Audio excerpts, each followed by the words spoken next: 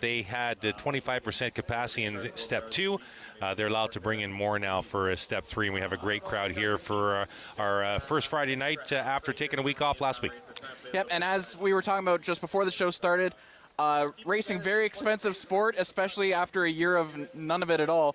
So a lot of the sponsors on the car, sponsors on the track, a lot of local businesses stepped up to the plate and helped out a lot of these drivers. Yeah, it's a perfect segue from supporting local business, because local businesses are supporting these race car drivers because it's an expensive sport, and you'll see a lot of sponsors, a lot of business names on the cars tonight because obviously those sponsorship funds help with all the expenses that go into a season of racing.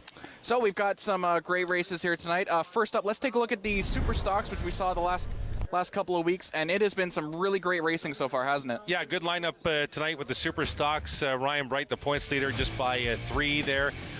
David McCullough had a good showing a couple of weeks ago. Trevor Culver also rounding out the top 3. It's really tight there well, it's pretty tight all the way down, but the second down to 7th with Ryden Lapsevich.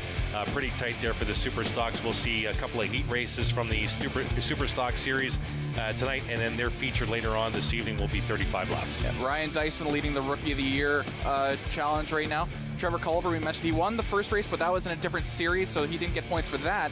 But he's still in a really good chance, and to make up some really good ground here, even in the heat races, because there's still points for the heat races that are on the table. Yeah, and don't forget, looking at 6th spot right there, number 9, Andrew Ferreira. He is the defending champ in 6th spot, but only, 8 from Ryan Bright's lead of 62 points. Still very early. We're just on the onset of a season, so. Yeah, and plenty of other series we got tonight. We're also going to have the late models later on. Yeah, the pro late models, as we'll have a look at the standings here. And Cole Powell at the top right now. That's very tight. And it was a great race 2 weeks ago here on Rogers TV with the Powell, Sheridan, Robley, nose to tail for like the final 7 to 10 laps. Powell with a 1-point lead. The top 3 separated by just 2 points with Sheridan and Robley. And Schrank, Morneau, Chapman, Friel, Connor Pritico, the rookie this year, in 8th spot. A little surprised with the Darrell Lake right now in 9th spot, 12 points off the pace in the 77, but once again, very early in this Delaware Speedway season.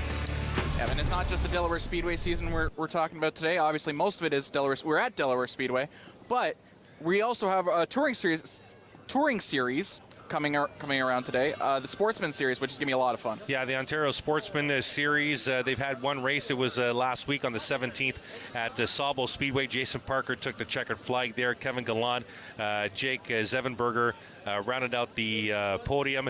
It's going to be some great racing. It's been a touring series for quite some time, and we're looking forward to watching them tonight. I forgot to mention the late models are going to do a couple of heats of 10 laps each tonight.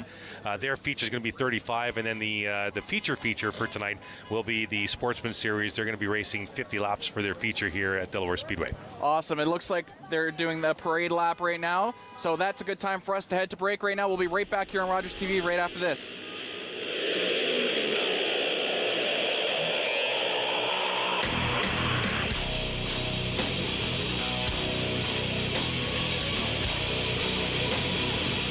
I want to share something with you. This July, on Crave, we've got something for everyone. The latest releases. I'm gonna get what's mine. Award winners, including this year's Best Supporting Actor. Anywhere there's people, there's power. Hits for the whole family. And all new chapters in the series you love. You can't get this anywhere else. Crave.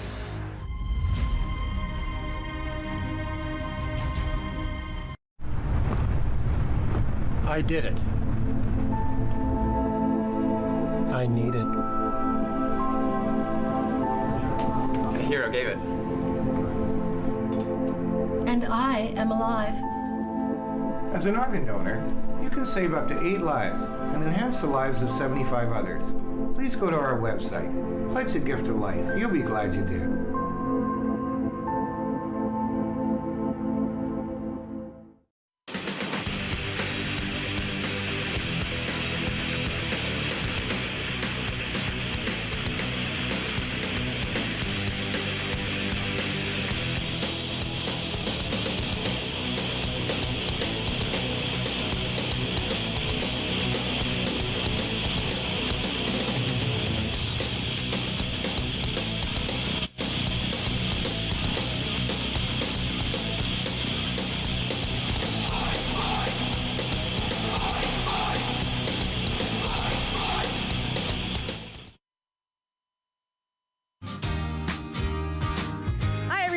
My name's Ranger M, and I work at Catfish Creek Conservation Authority.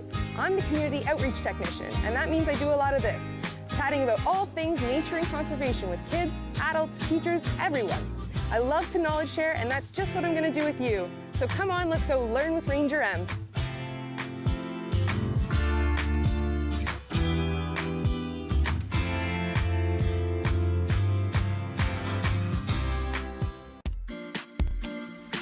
Bonjour. Hello, my name is Heather Cabral, and I'm the new host of What's Up London.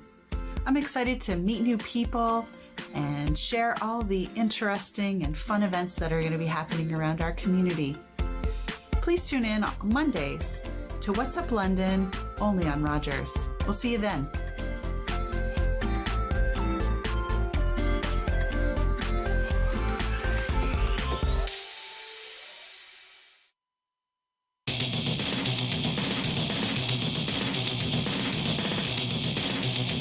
Welcome back to Delaware Speedway here on Rogers TV.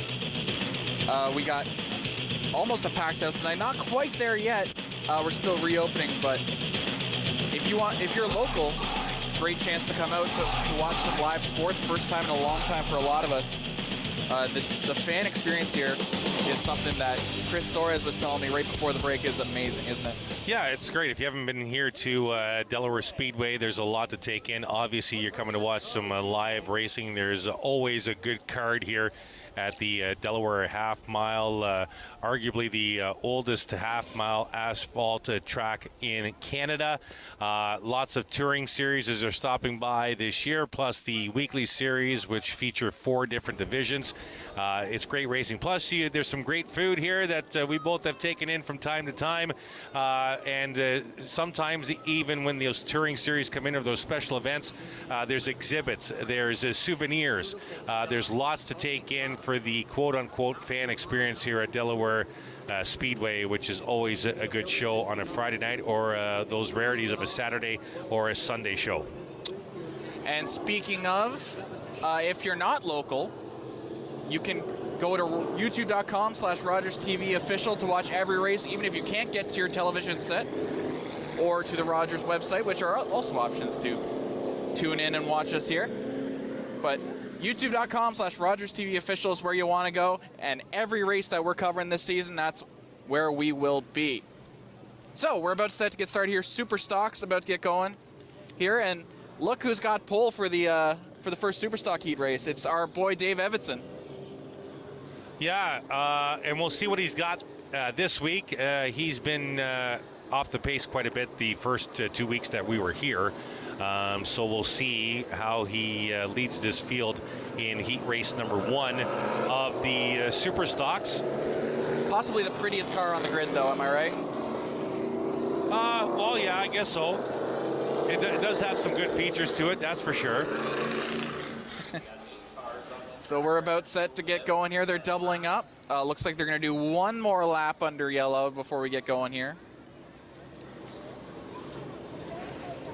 Yeah, I'm super excited for this.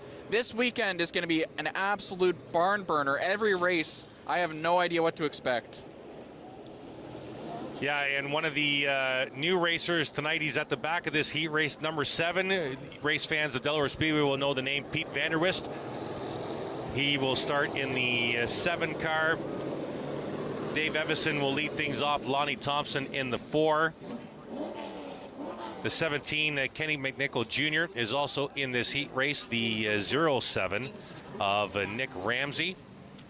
The 71, Connor Van Steensel, he's in the field for this race as well. Looks like the 19, Kevin Trevlin's in this race. The 91, Cody Coburn, and of course Pete Vanderwist as we get set for the first race of the night this week. An all-star field here to start us off. Race number 1, here we go!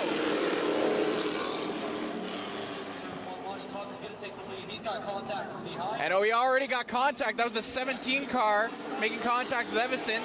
As Evetson falls back, and the leader, number 4, Thompson, Lonnie Thompson, is pulling away right now, but he's got a lot of friends who are looking to crash his party. Yeah, I'm pretty sure if you're going to crash a party, you're not a friend. We'll have to wait and see what Nick Ramsey and Kenny McNichol Jr.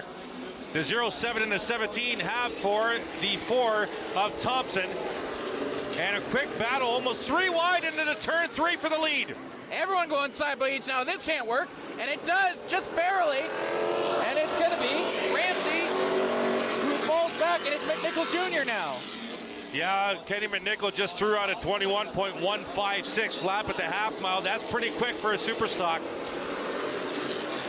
And he's looking to really pull it away now. If he can nail these corners, he's got a lot of room to make between those front two cars. Here comes the 7 of Pete Vanderwist. He's up to 4th, started in 7th, inside the last row. And he's trying to bridge that gap now to Thompson in the 4 car. Oh, Coburn goes wide. The 91 of Cody Coburn had a lot of trouble with that corner. That could be an issue along the backside, especially when it comes to the front of the field catching up. Pete Vanderwist just threw out a 20.064 lap. Here he comes inside of Thompson at a 2. Real battle here for the 3rd spot. And it's also Van Steensel looking to crash the party here. It's going on the outside. There you see McNichol Jr. across the stripe to complete lap number 5. Oh, sorry, this is lap number 5. 4 down in the books. Vanderwist up to 3rd. Starting to pull away there up front is McNichol Jr. And also pulling away from the field is Ramsey in 2nd. 5 laps to go now. We're halfway through the first heat race. And it looks to be academic unless Ramsey can pull off an absolutely perfect lap here.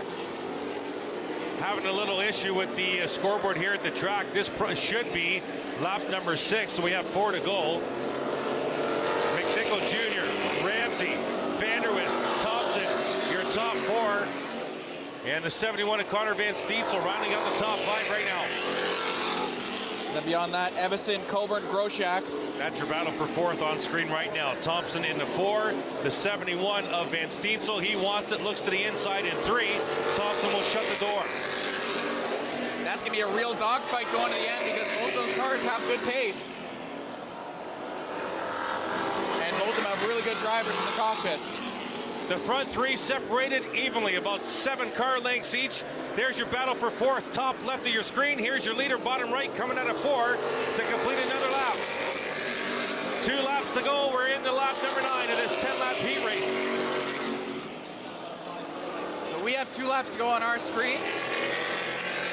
Everyone's still pushing for those last little spots in the heat race.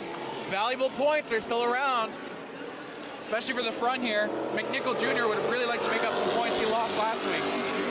Last lap of the race. McNichol Jr. coming around the top 3, look pretty set. Oh, the race is over. we miscounted. Yeah, I think it was actually the board at Delaware Speedway. I think the flagman was counting correctly, and the scoreboard was incorrect. So we do have winner of heat race number 1 for the Super Stocks, Joy, and that's the 17 of Kenny McNichol Jr. Fantastic drive that race. He basically did everything perfectly. Pete Vanderwist, another really good drive for him, coming up into 3rd. Yeah, that was not gonna lie, I was very confused there for a second there, but that is the right call, and that was a very, very tightly fought race. Yeah, so I believe Lonnie Thompson came in 4th in that race, if I'm not mistaken, and Van Steensel was 5th. As we get set for heat race number 2 with the Super Stocks. The 19 of Kevin Trevlin's going to have the pole. We're going to head trackside right now for the rest of this winner's interview at the side there. Later on this evening for the feature, then to try and keep up this momentum. Yeah, that's the game plan. Just keep up the momentum and hopefully let everybody know that we're back here to race. With that, let you go. Thank you very much for the time as a checkered flag heads his direction. Congratulations. Thank you for that down there as we'll head to break right before the second heat of this Super Stock here on Rogers TV.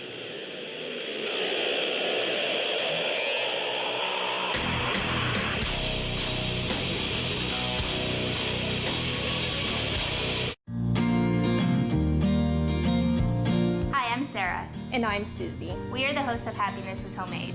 We'll be assisting you on how to make a lot of at-home pastries, which all your family and friends will love.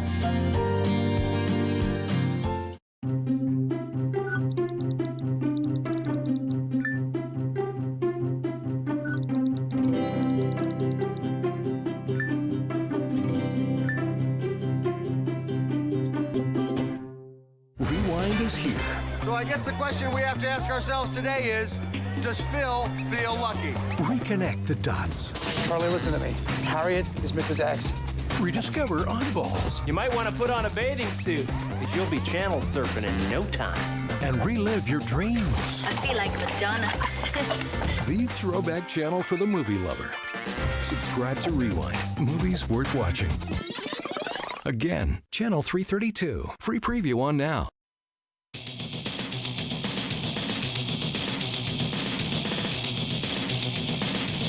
Welcome back to Delaware Speedway. Here on Rogers Team, we're about to start the second heat of the Super Stocks. Trevor Culver is probably your guy to watch there in the number 1 car. Up front with pole is Kevin Travelin, the 19. The 93 of Gary Zweigers is next to him. Behind him, the defending champion, Andrew Ferreira. Next to him, the number 12 of Ryden Lapsevich, also a guy to watch out for. And I'll take you through the rest of it after we get the white flag. Here we go. I said white, I meant green.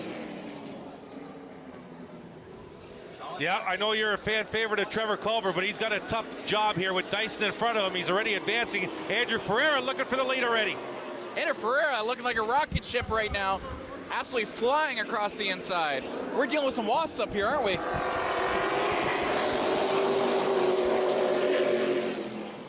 Chris Soares lost his hat there for a second to a wasp, I believe. Oh, we got a spin! David McCullough. No yellow flag yet. I don't think McCullough can move. There he is in between turns 1 and 2, waiting for the caution. There it is. Okay, all right. A bit of a late call, but the call was made in time. Yeah, they just wanted to see if David could get restarted. The 39 sitting second in the point standings, 3 points behind Ryan Bright. Ryan Bright also in this heat race in the 45. A couple others that we didn't get to. Let's go to the replay here on Rogers TV. There's Ferrer leading the field into turn 1. Here comes McCullough. Oh, he got and sandwiched. He'll collide with that 45 that we were talking about. The car of Ryan Bright might have got a piece of the white car. Couldn't get a number on the white car, but that is the 12. That was the 12. All right, that took place in turn 1 with Ryden Lapsevich in the 12 car. And Lapsevich is also going to pit here. He might write off the heat race here because it looks like the mechanics are already jumping on him. Other names we didn't get to before this heat race started. Brian Dyson is in the 28. Doug Stewart is in the Blue Deuce. Blue Deuce, I like that. Yeah, just 1 lap complete here in the heat race, and caution laps do not count. So we have, I believe, 1 lap complete and 9 to go once we get the restart. So Ryden Lapsevich, his Rookie of the Year bid is in some jeopardy here. Only 5th of the points available in the heat race, but still every point matters, especially as close as this fight is. And Andrew Ferreira, we know why he got to the lead, because he had the fastest lap of the only lap that's been run. At 21.395 was the best lap of the field in this heat race. Next best was Ryan Dyson at 28, at 21.680. There you see the defending series champ out of Strathroy. That's Andrew Ferreira in the 9 car. And he will lead the field back to green as we get the sign from flagman Scott Mackey to double things up. As we get set, we'll have 1 more pace lap after this lap, and we'll let the field loose again. And it looks like Lapsevich, his team determines that he's good to go. So with McCullough, so they are able to get some quick repairs, and they will rejoin the race. Yeah, especially if it's early in the season and you are in a points battle already. McCullough's sitting second in the points, 2 clear of 3rd place Trevor Culver, so he definitely wants to get some heat race points. Absolutely, and it's not just the championship, it's also Rookie of the Year, which Lapsevich is in a dogfight for. Yeah, Ryan Dyson leads the rookie standings in the division with 54 points, and Lapsevich just 3 points back. Lonnie Thompson's also a rookie. He has 46 points, and Connor Van Stiesel, the fourth rookie in the division, sits at 43 points as we get set to resume heat race number 2 of the Super Stocks with 9 to go. And McCullough looks like he's going to pit again. Did not like the fix inside the 39 pits, so the 39 second in point standings comes back into the pits. High drama here at Delaware Speedway. We're about to restart here. Here we go. Culver all over the back of the second place car right now, and Ferreira once again just absolutely pulls away. Yeah, Culver's in a tough spot. He's got the blue deuce of Doug Stewart to his left, and he's trapped behind Trevlin. There you see the battle for third. Trevlin in the 19. He's clogging Culver up. Culver looking for a spot in front of Doug Stewart in the 2, and Stewart won't give it to him. So Culver in the top spot is the top 2 trying to get away. Well, he's really seeking for a gap, but he can't find it because there was a gap, but it wasn't the size of a car. Now we got to the inside of Trevlin. The points leader, Ryan Bright, following the 1 car. Now still anyone's race there in the 3rd spot. Everyone all clumped up. Lapsevich trying to get back into the dogfight, but he's still back. Culver, a great run, corner exit out of 2, got to the inside of Stewart. There's the battle on your screen right now, coming out of 4. That's for 3rd place. Culver has shown pace the last couple of weeks, but does Stewart have it in him to fight with him? Looks like Culver's going to get free, and he's going to be able to chase now. Ryan Bright trying to follow him through. There you see the nose of the 45 to the inside of the 2 going into 3. Oh, I think there was contact. There was. Stewart and Bright smashed wheels, and they're both still going on. Last lap, the leader turned a 20.616 lap. Trevor Culver a 20.609. He had the fastest lap last time through. Bright finally gets free of Stewart, and now Stewart's got another problem, as that's Trevlin now trying to get inside of Stewart. Stewart falling back real quick, but nice defense there to keep Trevlin behind him. Culver is visibly the fastest car in the track right now. Might not have enough time for the lead, but he could have enough time to get to Dyson in the 2nd spot. He's definitely got the pace on the straights, but he's got to be able to nail these corners. It's Delaware Speedway is all corners. 20.515, Culver's last lap. He beat Ferreira, the leader, by 1/10 of a second. Let's go to the battle for a 2nd spot. Dyson in the 28, top left. Culver in the 1, coming out of turn 4, and the gap is closing. Culver was absolutely not in the conversation 3 laps ago, but he's made up so much time in such a little amount of time. 2 laps to go. We're about to start the last lap, and Culver's going to try and make a move here.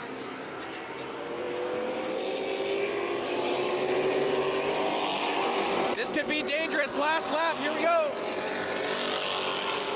Culver, does he have enough time to do it? It's going to be close. Might be a drag race. Into the last 2 corners. Can he get him on turn 4? No, he cannot. And that'll save it. So Ferreira, Dyson, Culver, Bright. Stewart is able to hold off Trevlin. Lapsevich gets some much needed points.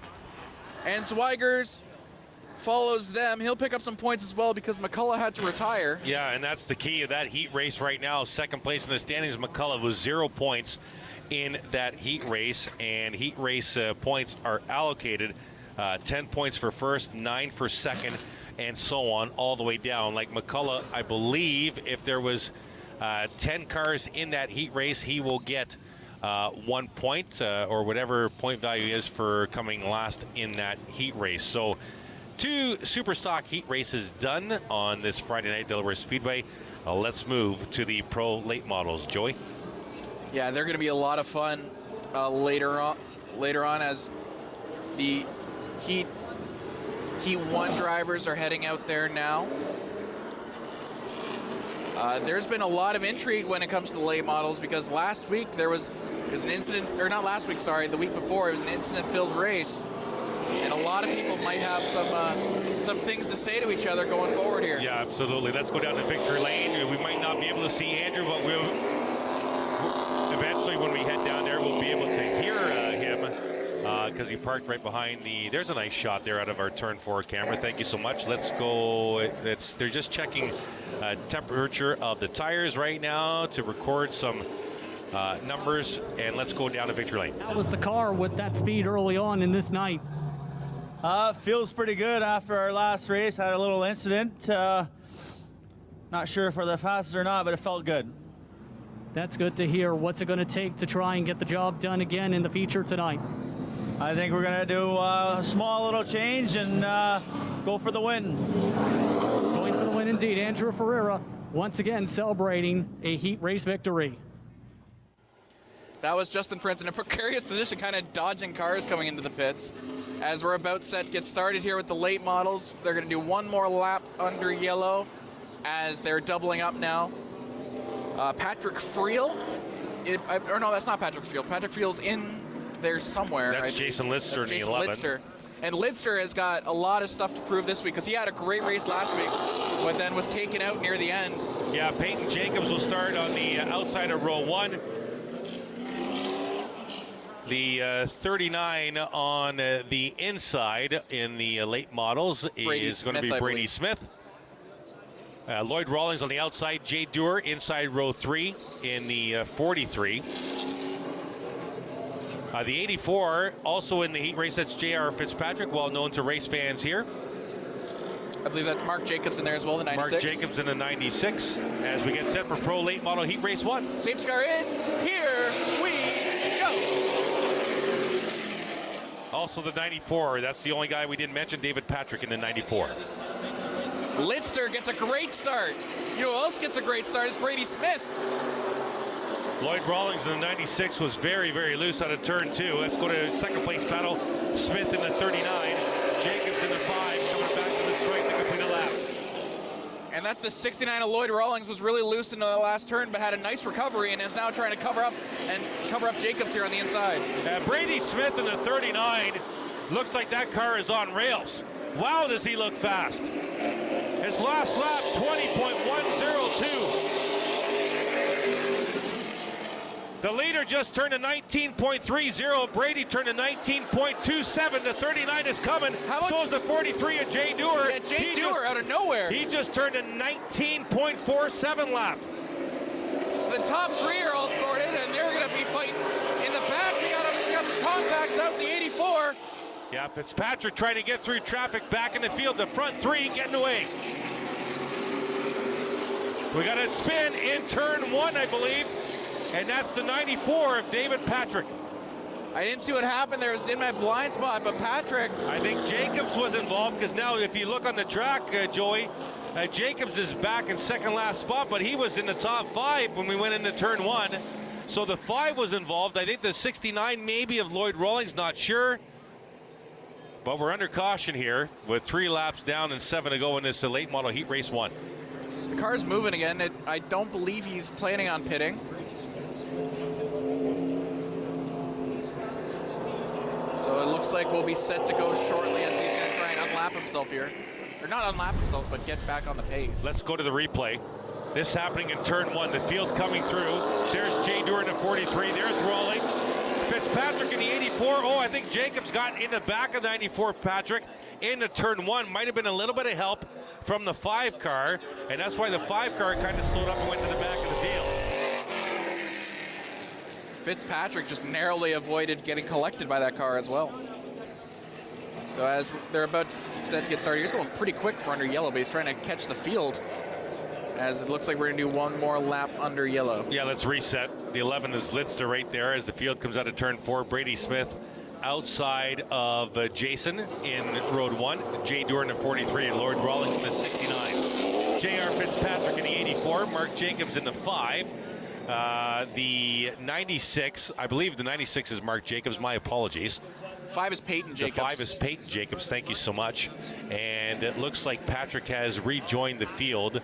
and he'll sit outside row number 4 as the field gets set with 7 to go here in late model heat race number 2. Lloyd Rawlings was number 1, sorry. Lloyd Rawlings was completely out of the top 3 pack. Now he's got a great chance. If he can get a good start here, he can rejoin them. Safety car in. Turning last corner. Here we go. What I tell you, Lloyd Rawlings, he's joined the pack. Can he stay with it, though? He doesn't quite have the pace. And it's Fitzpatrick. Fitzpatrick's going to join the fight now. Jay Dewar trying to battle with the front 2. Brady Smith going deep into the corner. Contact. Oh, that's going to be a big problem. Jay Dewar on the top of Fitzpatrick. Lister around. That'll catch up Patrick and both Jacobs right there in turn 4. It's a parking lot on the Walmart restart for the province right there. That caught everyone but 2 cars. That's just Smith and Rawlings who were able to avoid that. Rawlings, he was in the middle of it. He avoided that pretty nicely. We might have a fantastic shot here for turn 4 camera. Picked it up. Here's J.R. Fitzpatrick hopping out of the 84. Heavy damage on the 96 of Mark Jacobs. That was just an extremely aggressive attempt at an overtake there. Let's go to the replay. If we can. I think we have a couple looks. This is going into turn 3. Fitzpatrick in the 84. Rawlings in the 69. Here's Dewar in the 43 to your left. Here comes Jacobs in the 96. Lister around. Fitzpatrick got a great view of the undercarriage of the Jay Dewar machine in the 43, and everybody stacked up from that. Here's the shot from their turn 4 camera. Smith trying to get in front of Lister. Contact right front of Lister. Left rear of Smith. Lister around. Jay Dewar up onto the car of the 84 Fitzpatrick machine, and the rest pile in there with the 96 of Jacobs. Heavy front end damage. There's going to be a lot of damage in a lot of these late models to try and repair this. I don't even know who was more aggressive there, because there was a pair of cars that were involved. That was Lister and Smith. And I don't know who should have acquiesced there, because both of them probably had a right to their line, right? I'm not quite sure. It looked like maybe there's, you see the 96 of Mark Jacobs as the crew's going to take a look. Heavy front damage on that 96 machine. I'm not quite sure if Lister got loose between turns 3 and 4. If we can get another shot from our turn 4 camera, that's probably our best look to see if Lister got loose, or to see if Brady came down on him in that transition between turns 3 and 4. To turn the 11 around. Let's go to the replay here. Let's check this out again. This is between turn 3 and 4. They're entering turn 3 right now. Lister in the 11, Smith in the 39. Smith outbraking the 11. Now, the 11 looked like it came up the groove just a bit into the left rear of Brady Smith's 39, and then the rest pile in. It kind of looked like maybe Jason might have got a little front end loose. Coming out of a turn 3, heading into turn 4. Oh my! And then we saw the rest. So the safety crew, Delaware Speedway here, as you see, trying to clean up the mess in turn 4. So Doer, I believe that's Doer, just picked up Lister's hood and threw it into the pits. Jay Dewar, yeah. Well, it's frustration, like we talked about in the pre-race show. Lots of money goes into racing. This is a weekly series. Lots of weekly series in Canada, south of the border. You know, you got Flamborough Speedway. To name one, you got the Cayuga in Ontario. Out west, lots of racing. South of the border, lots of short track racing. It's not just the top series in stock car racing. There's a lot of these weekly series in small track Ontario where it costs money to race. So Jay Dewar on the back end of the service machine as they continue to clean up here in turn 4. This looks like this is going to take a little bit to clean up, so let's head to break here. Delaware Speedway on Rogers TV, more right after this.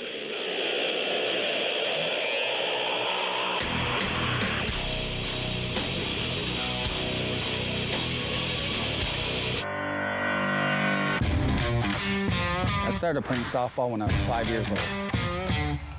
I loved it because it was all about having fun with my friends, and it still is.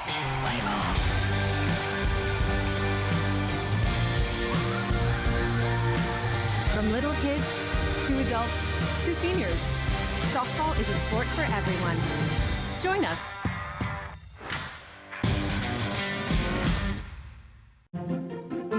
Do you have something to share? Let everyone know about your next meeting, your need for volunteers, or your fundraising event on the Rogers TV Community Billboard. Send us your words and we'll bring them to life on Rogers TV and rogerstv.com. When it's time to spread the word, go to rogerstv.com to add your announcement to the Community Billboard.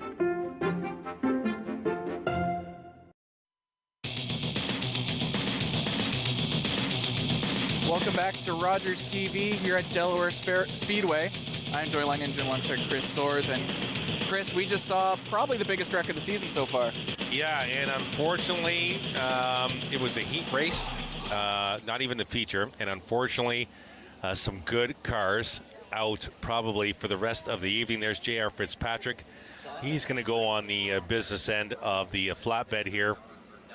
Jay Dewar might be out as well.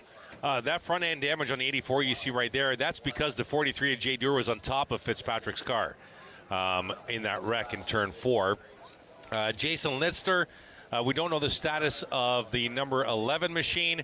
A lot of fluid leaking and a lot of front damage on the 96 of Mark Jacobs, who's currently on pit road, and the crew looking at that machine.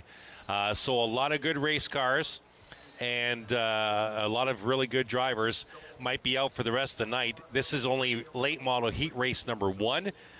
Still a second heat race to come with some more top cars, but yeah, it's sad to see what Fitzpatrick and Dewar might be out for the rest of the night. Let's recap what happened before we went to break.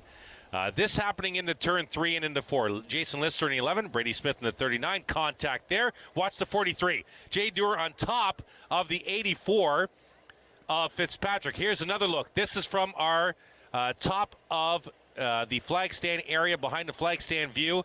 Jay Dewar on top of the 84 of J.R. Fitzpatrick. Mark Jacobs piling in there. Peyton Jacobs in the 5, stopping just in time. Also the 94, David Patrick, stopping just in time. But the 43, the 84, the 96, heavy damage. We're not sure. The 11 of Lister is on the track, so he looks good. Maybe just a spin. Maybe some sheet metal fender damage on the left rear of the 11, because that's where he came in contact with the 43. We're going to have to wait and see and get a better look on the 11 once he gets to the backstretch. But yeah, still a cleanup process going on in turn 4. They're almost done. But yeah, Joey, some top cars out probably for the rest of the evening, unless some magical fixings can go on in the pits. And the tragic thing about Fitzpatrick in general is Fitzpatrick was a favorite for the feature, and the feature is worth 5 times the points. Yeah, absolutely. There's the crew, the 96 pit, Mark Jacobs, going to work on the front and under the hood. It looks like they're working just on the front fender as well. A lot of damage on the nose of that 96. So we're going to recap the entire race real quick because we are 3 laps in now. This is happening in turn 1. The 94 going around of David Patrick, contact with Peyton Jacobs at that time in the 5 car.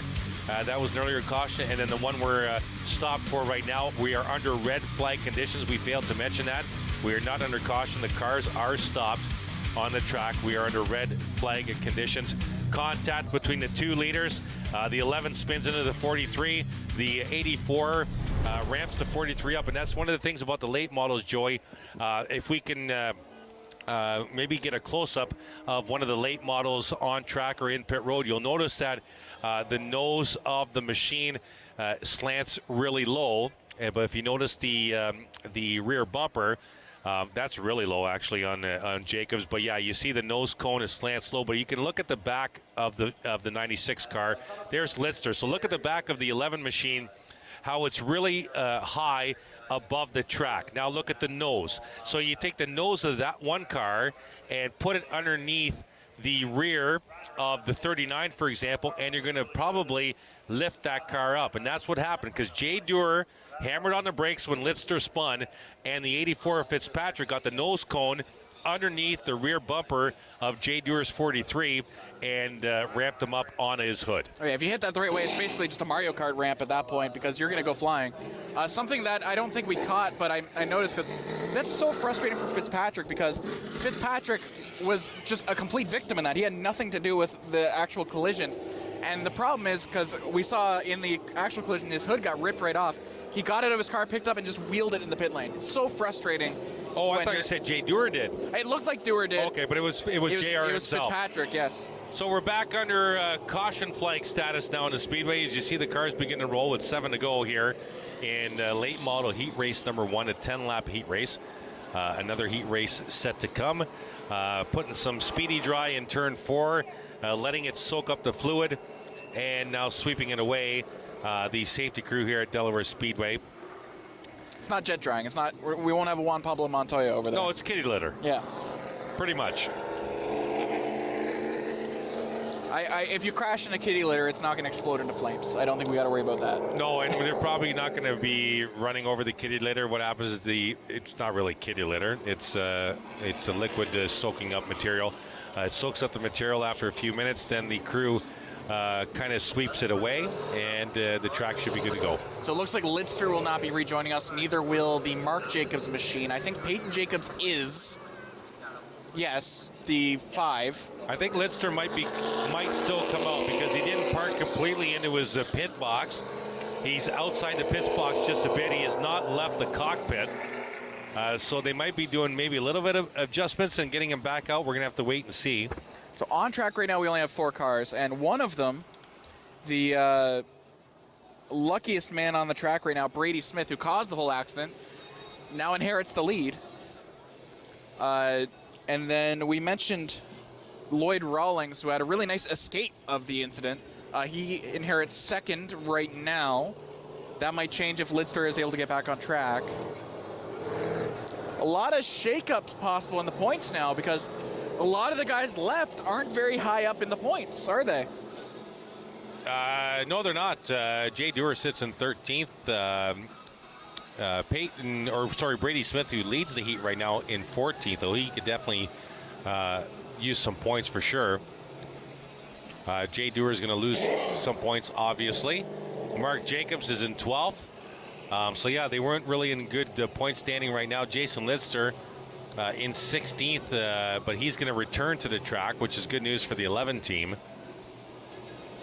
But who stands to get a really good push here is going to be Brady Smith, because 10 points to win a heat race will jump him up to 52 and quickly put him in the 7th spot before the feature. And speaking of the feature, that's probably what the Mark Jacobs team, the 96 team, is thinking about right now is we don't even need to worry about the heat race right now. We need to make sure we can run the feature. Yeah, absolutely. Good call there. Absolutely correct. Like I said, 5 times the points available in the feature, so if it's an iffy situation, if you can get out for the heat race, you might as well just focus on trying to get the feature back up. As we're looking, it looks like we're going to stay under yellow for at least another couple of laps as they're still trying to figure out how to dry off this track. At least the cars are able to go back out and drive.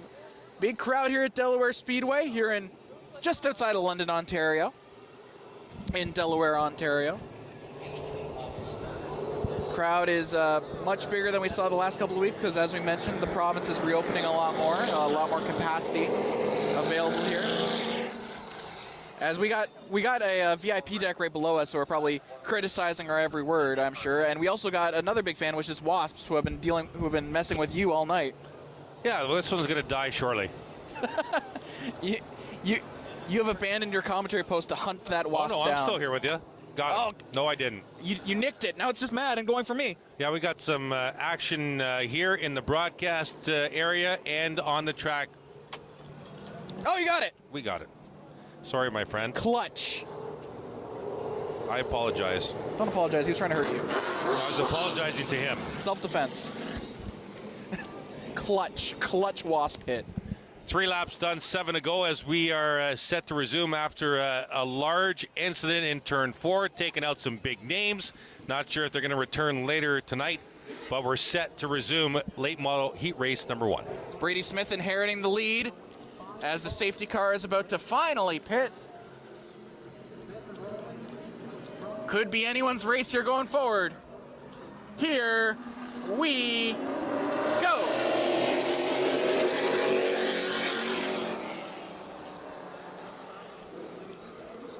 No one's really pulled away yet, although Brady Smith definitely looks like he's got the faster machine. Lloyd Rawlings doing a great job of splitting the field right now. He's trying to hold on desperately to that number 2 spot. Those points would be huge for him as the drivers go over the jet drive. Right now it's the Brady Smith show, that is for sure. And he's out to about a 6-car length lead on Rawlings. Battle for third right now, even though it's technically third, like middle, it's still third place points as if there were still 10 cars on the field. There you see it right now. Patrick in the 94, Jacobs in the 5, and Lidster in the 11. Battle for third. Lidster to the high side of Peyton Jacobs through 1 and 2. Up the Delaware Hill, down the backstretch. Halfway through, Lidster, when that car isn't damaged, probably has the faster car out of the 3, but how much damage did that car take? It's not that bad, Joey. His last lap time was a 20.161. So the 11 is not that much off the pace. Not a lot of damage to that Lidster machine. A lucky break for the Lidster team. As we turn in, 3 laps to go now. Everyone's pretty much in formation, although that could change in a hurry, and it looks Lidster's gonna try and make a move here. Lidster, does he have the speed on the straight? That's inside the 94 of David Patrick. Battle for third. An excellent break. Picture perfect, and Lidster breaks free in the 3rd place. Yeah, it looked like he got loose in turn 3 again. Kind of what happened with that instant, and the 94 Patrick had to just check up a little bit. Lloyd Rawlings, this would be his best finish of the year so far. Best finish so far was a 5 in a heat race. A number 2 would be Dreamland as we go into the last lap. There you see the 39 Brady Smith. Almost a half a straightaway lead on Rawlings for second with a quarter of a lap to go. Coming in turn 4, and Brady Smith is your winner for heat race number 1. Rawlings takes 2. And it finishes up the way we saw it at the restart. So an absolutely chaotic race, but Brady Smith is able to capitalize and pick up the W. Yeah, good job by Jason Lidster to come back for a 3rd place finish there after being involved in that incident. And David Patrick will wind up 4th, and Peyton Jacobs will round out the top 5. So I wonder, I mean, you got, how many of these guys are coming back out for the oh no, there you see a great shot there. We just happen to have the leader in the screen, but right behind him is the Mark Jacobs machine. The crew does not look very active right now with the 96. Let's we're going to go down shortly to hear from Brady Smith, the heat race winner. Let's go down there now. From that close battle for the race lead in the early stages. It's continuing to get the rest of its equipment off right now.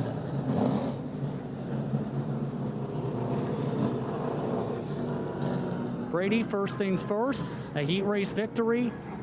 Got really wild for the race lead at one point, obviously. Yeah, sorry it's a little loud. I couldn't quite hear what you said. That start there, yeah, I left the 11 car at the bottom. It was kind of up on the old track. He just dive bombed it in there and got into me a little bit, I think. Unfortunate deal. I don't want that to happen, obviously, in a heat race.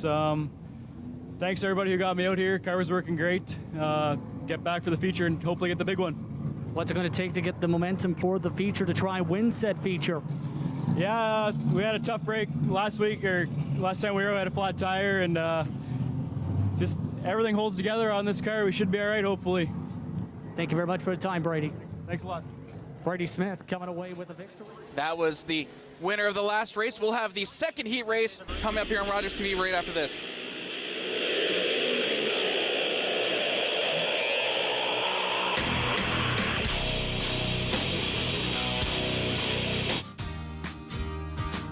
Hi everyone, my name's Ranger M. I love to knowledge share, and that's just what I'm going to do with you.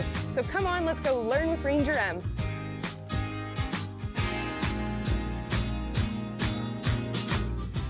Monday. That's that balancing, I think, that the sandwich generation finds themselves in. Lisa Jaworski talks to the people who have lived experience, being in a variety of caregiving roles. Learning for Love, Lessons for Life on Rogers TV. and no one's gonna click on a 39-year-old woman. You shave everything from the neck down. I guess I never really listened to Rush. Why am I single? You tell me. I have a very attractive chiropractor. Oh, boy. Run. There are people out there. People worth saving. You won't survive. We have to try.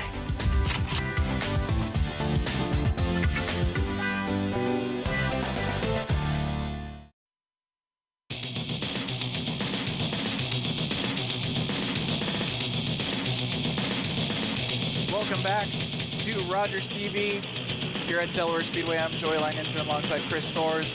And Chris, an absolute chaotic first heat race. Now we've got the second coming up. Yeah, heat race number 2 for the late models. Darrell Lincoln, the 77, will have the pole. The 19 is Connor Pritico. He'll start second.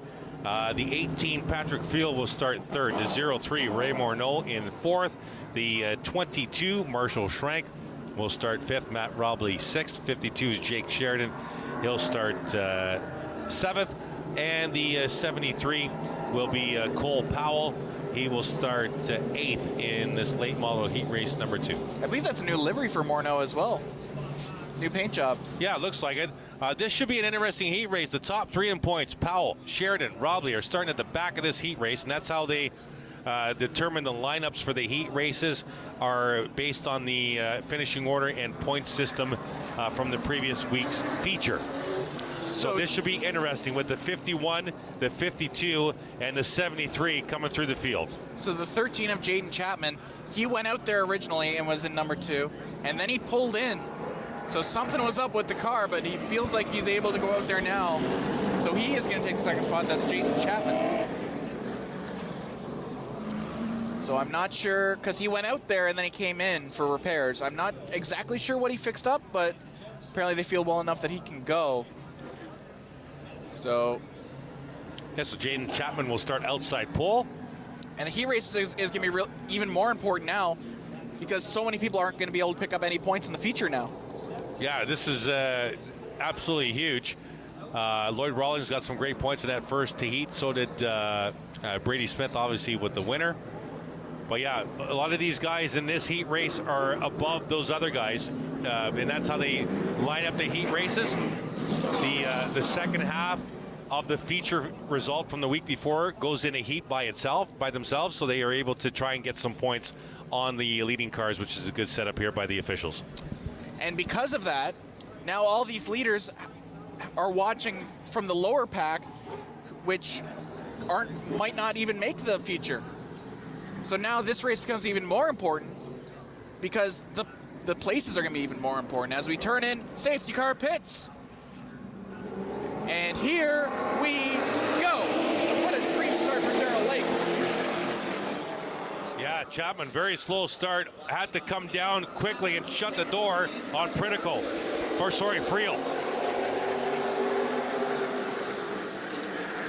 Everyone close to the front. Chapman doing a great job of splitting the field right now. Can he get free? No. Lake trying to open up his lead coming on the front stretch.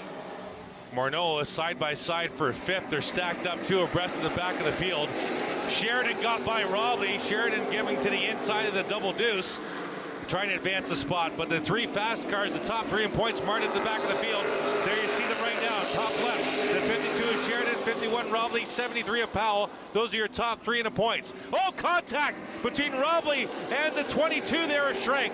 And Schrank's going slowly now. He's not happy. Lake with a chance to pick up some big points if he can win this race. There's Powell, your points leader in the 73. The 51 of Robley just ahead of him. Sheridan trying to come through the pack. He's marred behind the 03 of Morneau in the turn 3. Pritico trying to go inside. Pritico, he's hit. He'll keep it straight though. He got hit in the right front and kept it going straight. Good job by Connor Pritico. But now that opens the door for Friel. As Friel takes out Pritico, but now Morneau Jr. has a chance to catch up on Friel.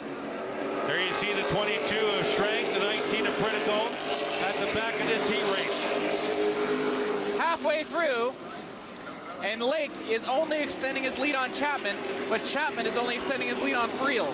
See if we can catch what happened here. This is in turn 3 and 4. There you see the 0-3 of Morneau, the 52 Sheridan Robley. I think it happened just ahead of him. Yeah, there's the 19 of Pritico getting loose off the left rear, the 18 of Friel, and lost a ton of spots. It's coming up now. The only real battle is going to be for third, but it's a three-person battle.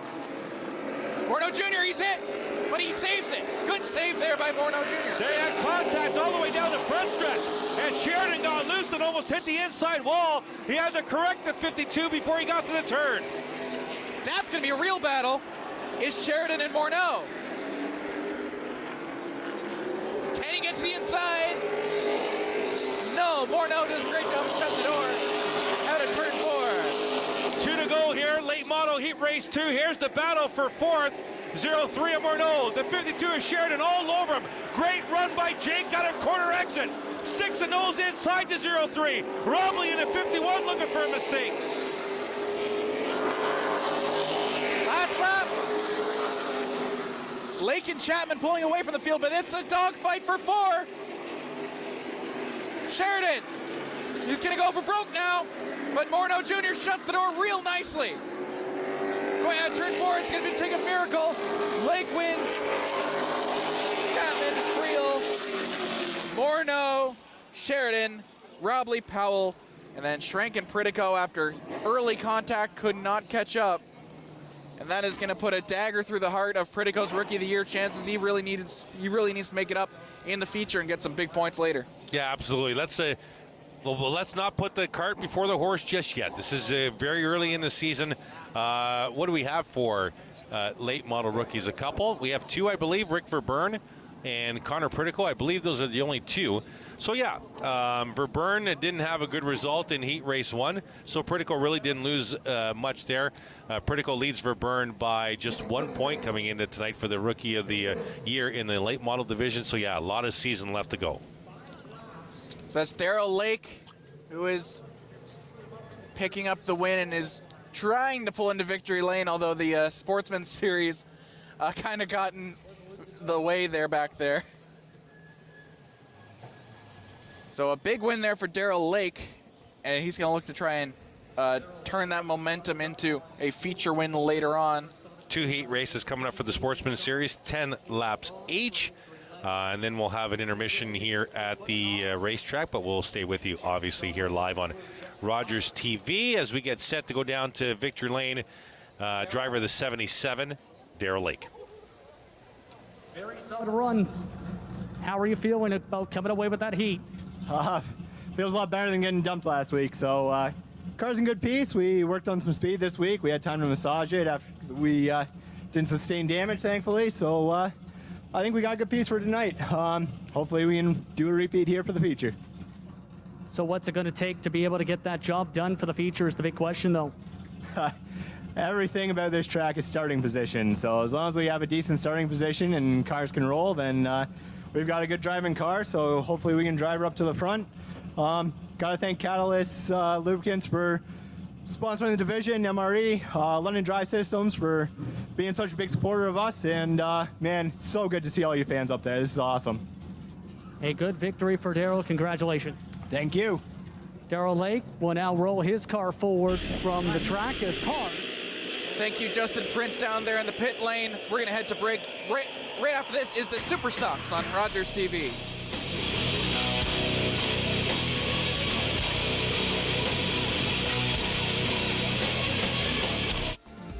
Hi everyone, my name is Dr. Mario Elia, and I'm the host of a new show here on Rogers TV that we're calling Keeping London Healthy with Dr. Mario. So tune in Wednesdays at 6:30 p.m. and we'll see you then. Hi, I'm Dan Mailer. I'm the host of London Lights, the show where we talk about notable Londoners who have made a big mark, big impact on the world of music, entertainment, sports, politics. Wednesdays at 7:30 p.m., it's the RTV Quiz. Giovanni Petiti hosts a weekly trivia competition that lets you play from the comfort of your couch. Play along at home and challenge your friends. And don't forget to follow along on social media. Let us know who's top of trivia, and you can find yourself featured on a future episode. Are you kidding me, folks? The RTV Quiz, Wednesday nights at 7:30 p.m. on Rogers TV or at rogerstv.com/RTV Quiz.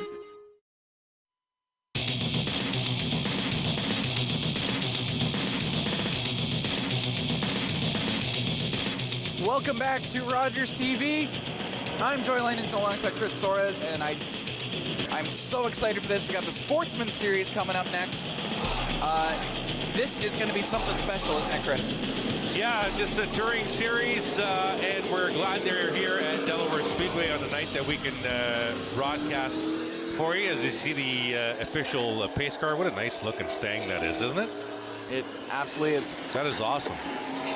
It's in the, I think it's parked in the pits, maybe getting a burger. I'm not quite sure. We are green. The scoreboard's not on. I believe this, maybe they do qualifying. We have on our itinerary heat race for the Sportsman, but it looks like, and we got the 3 almost spinning in turn 2, by the way. We're watching Todd Shepard right now, who led the pack out of the pits. I believe they qualify like this, or maybe, you know what, I'm not even going to hazard a guess. This could be qualifying, multi-car qualifying, or this could be just warming up the cars for heat races. I'm not quite sure. So assuming this is qualifying, that's Mark Patrick who has the best lap. And no, actually, it's going to be Todd Shepard takes best lap in the green car there. So Todd Shepard has the 21.108. And yeah, actually David Rockwood's going to best in there, 21.107. So he's got best lap by actually, Mark Patrick has the best lap, 22. Oh, he did have the best, now 21.81. But he had a 22nd there, but it went away on our list. It must have been ruled out. Yeah, absolutely. Todd Shepard just turned to 21.005. There you see the 90 machine. That's David Rockwood. The number 3 of Tim Tolton goes 20.889. That is currently the leader. They never tell us anything, do they? Well, why don't we do this? Because I don't like leaving our viewers on the line. I'm going to step into the scorer's booth and find out what's going on. Sounds great. I'll keep them company.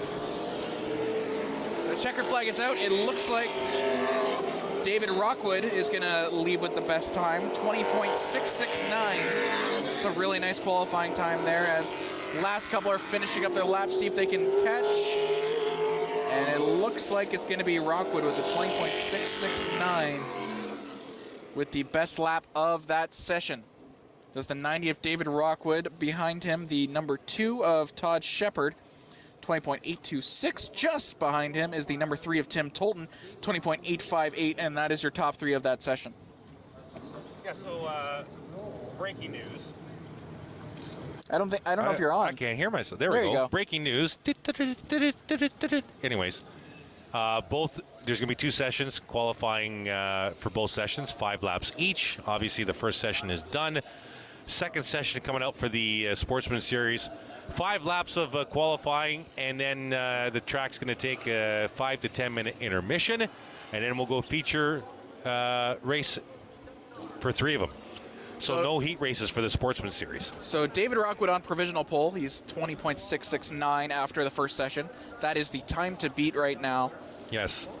Todd Shepard is behind him, the 20.826, and Tim Tolton, the 20.858. So that is the top of the first session. Yeah, just 3 drivers sub 21 seconds on that first session. Shepard, Rockwood, and Tolton. So we're going to have the next session here. We're still in yellow as everyone's just getting ready for the track. That was very confusing, but I'm glad we figured it out. Thank you for doing your investigative journalism there.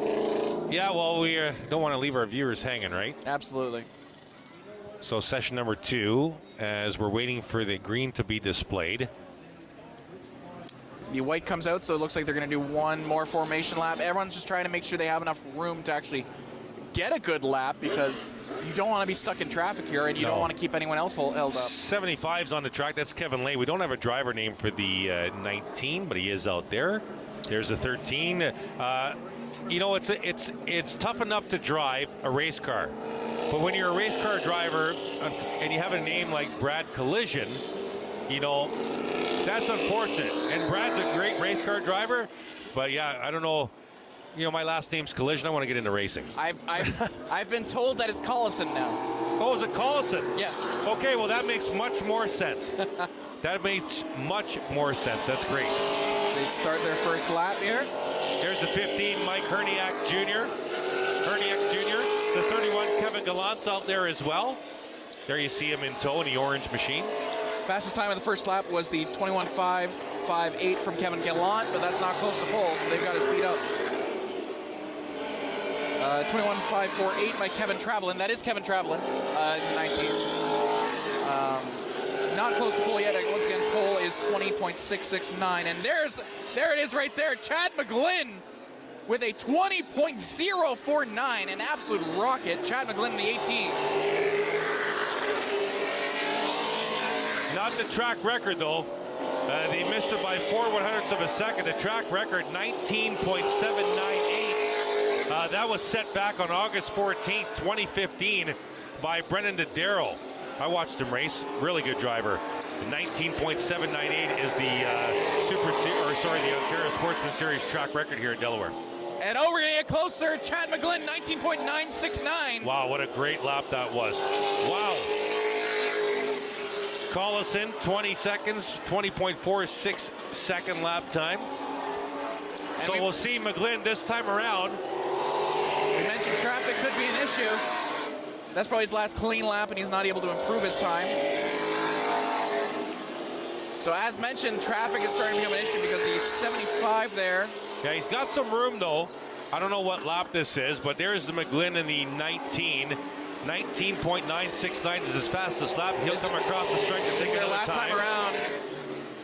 Yeah, that's going to be 20.810. So the fastest lap by far goes to the 18 of Chad McGlynn, 19.969. It's 18 on the live timing, but 19 is the car number, and that definitely is. That's Kevin Trevlin, actually. My apologies on screen. Kevin Trevlin, the 19. The 18 is Chad McGlynn. He's in the white car with red lettering, just ahead of the 19, rolling into Tech Lane. Both white and red. This is the first time we're seeing these cars this season, so. There he is. Got to get used to them real quick. So that was qualifying. We're going to take a little break here at Delaware Speedway. We'll be right back here on Rogers TV. We got the feature races coming up.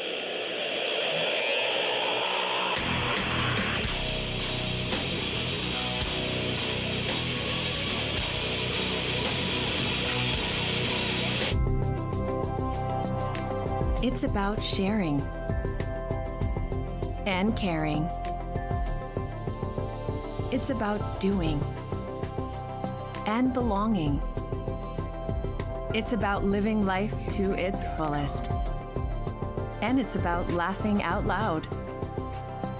We are L'Arche Canada, and we're about witnessing and sharing the gifts of all people. Learn more about us today. I want to share something with you. This July, on Crave, we've got something for everyone. The latest releases. I'm gonna get what's mine. Award winners, including this year's Best Supporting Actor. Anywhere there's people, there's power. Hits for the whole family. And all new chapters in the series you love. You can't get this anywhere else. Crave.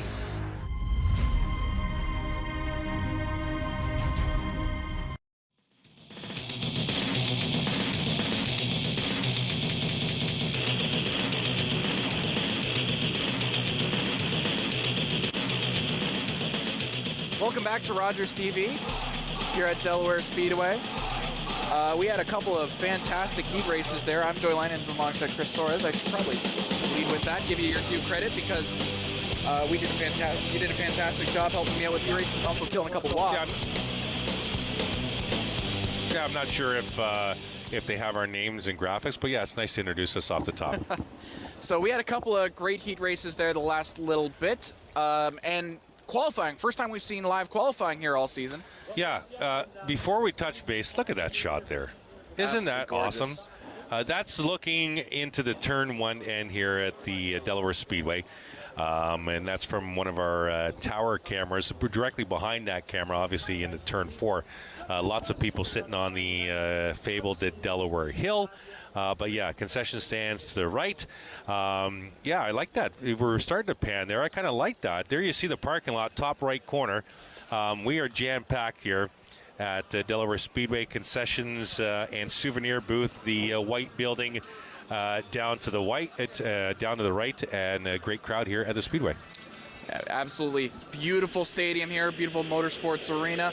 We are going to take a quick break and then recap the heat races for you here on Rogers TV.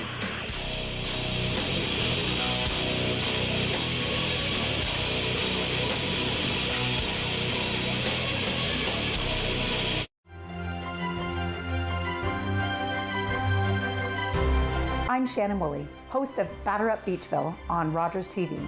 Join myself and Doug Harris as we learn more about the first recorded baseball game in Beachville. Virtual episodes, touring backyards, neighbor versus neighbor, husband versus wife, competitions. We did a little bit of everything this year on Chillin' and Grillin' with Jeff, Thursdays at 7:30.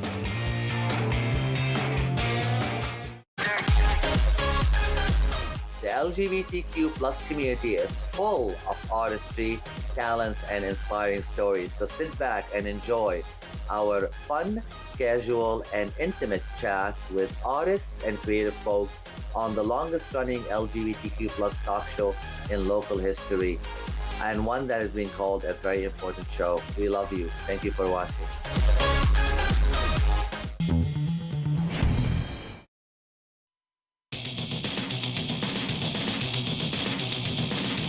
Welcome back to Rogers TV. Some chaotic heat races as we see. Someone's night's over, isn't it? Yeah, that's the trailer of a J.R. Fitzpatrick unrepairable, the 84 machine. Unfortunately, a big wreck in one of our late model heat races tonight.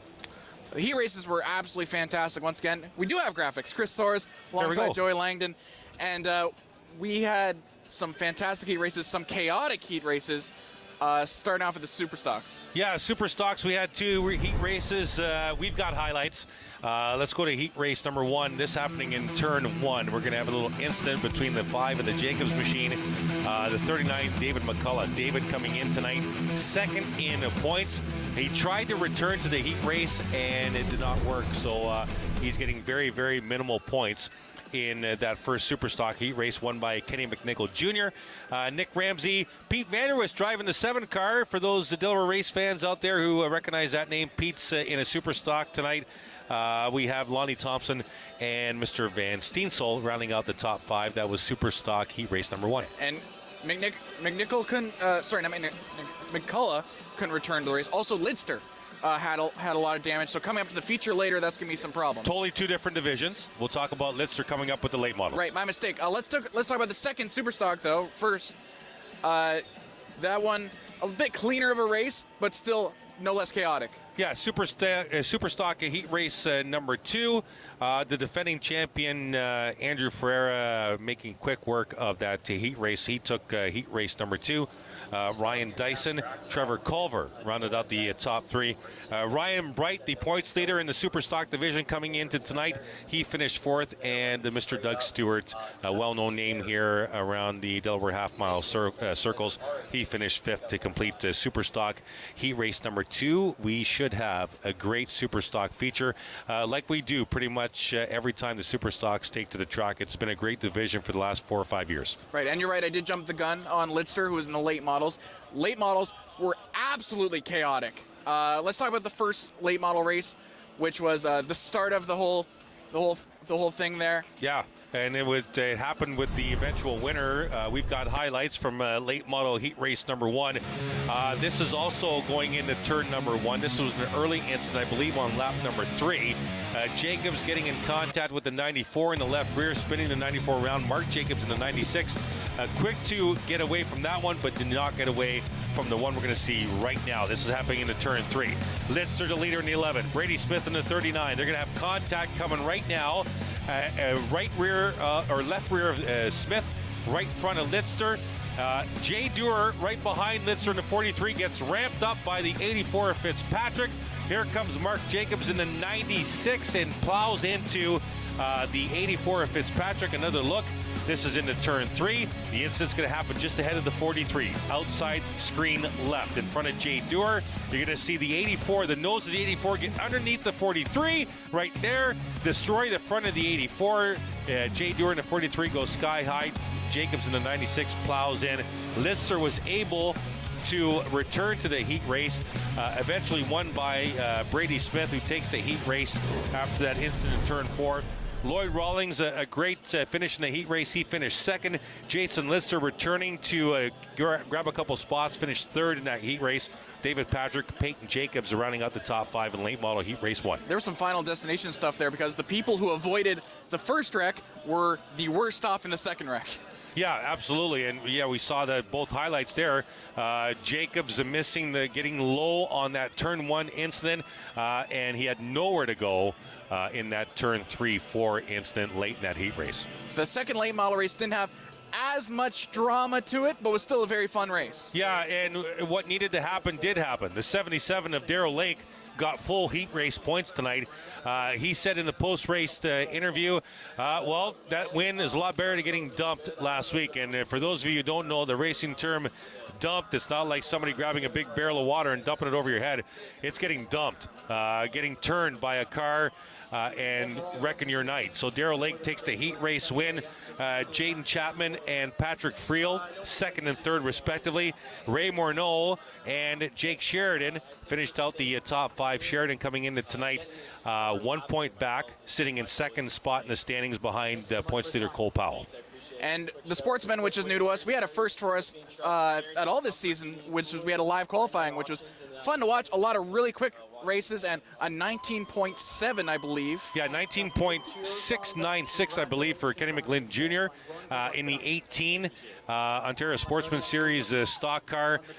We thought, according to the itinerary, which I could show you, we thought it was going to be 2 heat races, but in turn they did 2 sessions of 5-lap qualifying, multi-car qualifying to figure out the field for the feature. We're going to have a 35-lap feature for the super stocks, another 35-lap for the late models, and we're going to go 50 with the Ontario Sportsman Series tonight. A lot of super fun races coming up. We'll have them for you right here on Rogers TV. Don't go anywhere. Right after this.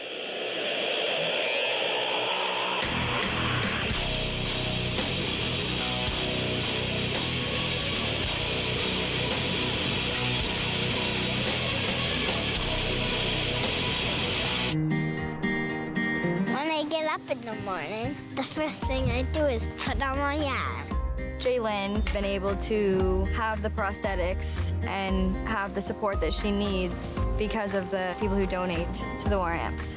My arm helps me to pick flowers. She can do things on her own. She doesn't need someone else to do it for her. I love all the pretty colors of flowers, but yellow's my favorite color. Rewind is here. So I guess the question we have to ask ourselves today is, does Phil feel lucky? Reconnect the dots. Carly, listen to me. Harriet is Mrs. X. Rediscover oddballs. You might want to put on a bathing suit, because you'll be channel surfing in no time. And relive your dreams. I feel like Madonna. The throwback channel for the movie lover. Subscribe to Rewind. Movies worth watching.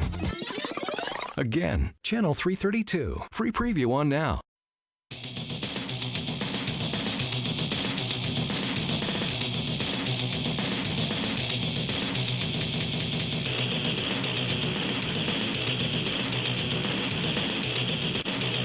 Welcome back here to Rogers TV at Delaware Speedway. It's an absolute gorgeous day here at Delaware Speedway. Yeah, that picture when we went to break, the sun behind the tree line. Absolutely fantastic shot, and got to send a shout out to Chris Bullock-Colts, all the staff that's inside the Rogers truck right now, the staff behind the cameras, volunteer staff. They do a great job each and every week, not only with auto racing, baseball, all kinds of stuff. And here's one of our camera operators giving us a nice little pan of Delaware half mile here in Delaware, Ontario. There's turn number 1. It's a half-mile track, but if you look at it from above, it's an egg shape. So turns 1 and 2. There you see 1 on the right and 2 left. You go up the Delaware Hill into turn 2, and then you'll notice that it comes down the backstretch. So you go up the Delaware Hill in 2, down the hill into the backstretch. So turns 1 and 2, is a shorter distance than turns 3 and 4. That white building in the center right there, in the middle of the infield, that's the Tech building. Also a small little canteen for the racing teams. Now we go into turn 3, top of the screen. You'll see turns 3 to turns 4 is a bigger distance than turns 1 to turns 2, a la the egg shape if you look from above. And that's the half-mile track here at the Delaware Speedway, which we are a few minutes away from getting set to go with the first Superstock heat race. Joy, not all the cars are yet on pit road getting lined up. We're still waiting for that. Hey, there's us. Hi. Hello. So I don't know if you call a speedway a stadium, but if you do, this is one of the most gorgeous stadiums I've ever been to. It's both carved out of a hill, but also in the middle of just beautiful forest. This is one of the greatest places I've been to watch a sporting event. You can call it an auto racing stadium. I'll tell you one, and I'd love to go. It's on my bucket list. Bristol Motor Speedway, 160,000. It's the same distance as Delaware Speedway, but the banking is about 33 degrees, and they're going pretty flat out. They're getting 16 to 17 second laps, but the point is, it's a stadium setting. So there's stands around the entire half mile at Bristol, Tennessee. And from what I understand from friends of mine who have gone there, the roar of the engines comes right up the stands. Right. It is loud. That is a stadium setting for sure. But yeah, love this. Of course, we have stands here at the Delaware. We have bleachers, and we have the fabled Delaware Hill, where people bring lawn chairs and blankets and enjoy a night of racing. And you mentioned Bristol, which is a funny track to bring up, because I've heard a lot of people call this Bristol North because of the distance of the track, the style of racing you need to do here, and also because the stands are right on top of the track. Yeah, absolutely. On one side of the track, so covering turns 1 to turns 4 is where the spectators are. One of the main differences is, of course, the banking, because here at Delaware Speedway, you need to have some braking going into turns 1 and 3, whereas Bristol Motor Speedway, with the 33-degree banked turns, you're pretty much going with that pedal almost down to the floorboard if you can, especially on fresh tires. Absolutely. So, as the cars still make their way to the pit lane, we're going to head to break. After this, we're going to have the Superstock feature race right here on Rogers TV.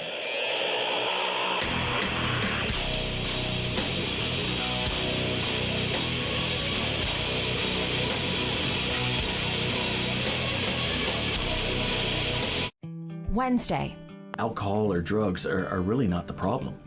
They're the solution to somebody's problem, and not a very good solution at that. The majority of addiction and substance use in society sits with the people next to you on the couch, and not the person living in the street. And unfortunately, a good percentage of the population still thinks developing addiction is the person's fault.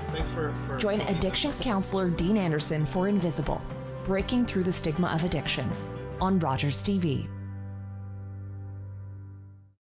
Hi, I'm Jennifer. And I'm Allison. We certainly know that the pandemic has been so difficult on families and kids. So we put together some great episodes of The Parenting Show for you to bring you tips and strategies to help you through. Topics like dealing with divorce or getting your kids to help pitch in during this difficult time.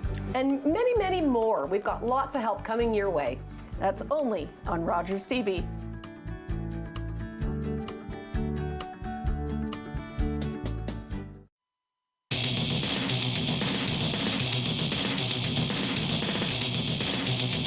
Welcome back to Rogers TV, and wherever you're joining us, if you're joining us on your television on RogersTV.com, you can also join us on YouTube.com/RogersTVOfficial. We got people from all over watching. I just got a message. We got someone from Arkansas watching. We got someone from New Jersey watching.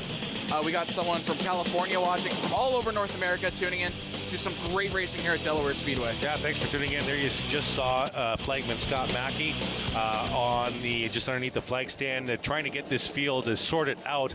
The Superstocks are now coming to pit road. There is a little bit of a transition to get the field set based on the heat race results and get that grid set up for the feature. But it's going to be 3 great features. I'm going to assume, and I'm going to bet on 35 lap for the Superstocks, 35 for the late models, and 50 for the Ontario Sportsman Series. And so if people want to come out to the racetrack and maybe camp Where can they go to find more information on that? DelawareSpeedway.com, all the information you want. You have a schedule there. Rogers is going to be doing almost every Friday night. Our next, we have 2 more Fridays that we're not going to be doing the racing coming up in late August. And then September the 10th, I believe, is our 3rd and final day that we're not going to be doing. Other than that, we're going to be here on Friday. And looking forward to September because we're going to do not just Fridays, but we have a couple of dates. They're going to be a Friday, Saturday. We're going to do the championship weekend. And we're going to do the Great Canadian Race weekend. It's going to be great stuff here on Rogers TV at Delaware Speedway for sure. DelawareSpeedway.com, ticket information. All different price packages, adults. I believe there's a certain age of kids that they're under a certain age are free. Full. Was that what's funny about that? Under a certain age, I want someone to show like up. 10 and under, maybe 10 and under is free, 12 and under is free. I don't know. Don't get us in trouble for false advertising. No. I said maybe. It's just like doing the weather. You say chance of or probability of, you can never be wrong. Chance of getting in free. Absolutely. The full schedule on DelawareSpeedway.com. You can look at the divisions. You can look at the drivers per division. You can even read up on the story of the new ownership taken over here at Delaware Speedway in 2021. So lots of information. DelawareSpeedway.com. You can hear the engines roar behind us. We're about set to get started here with the Super Stocks. Hopefully we'll have that for you right after this on Rogers TV.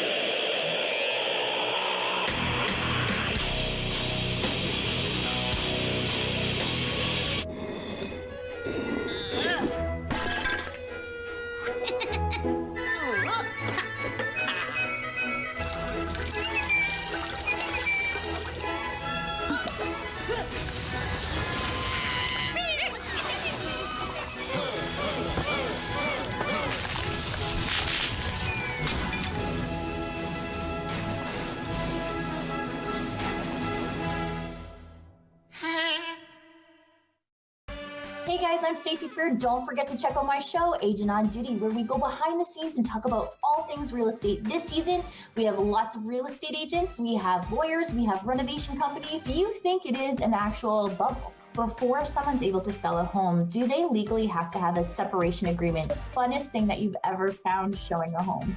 So if this is something that you're interested in, don't forget to tune in. New episodes air Wednesdays at 8 p.m.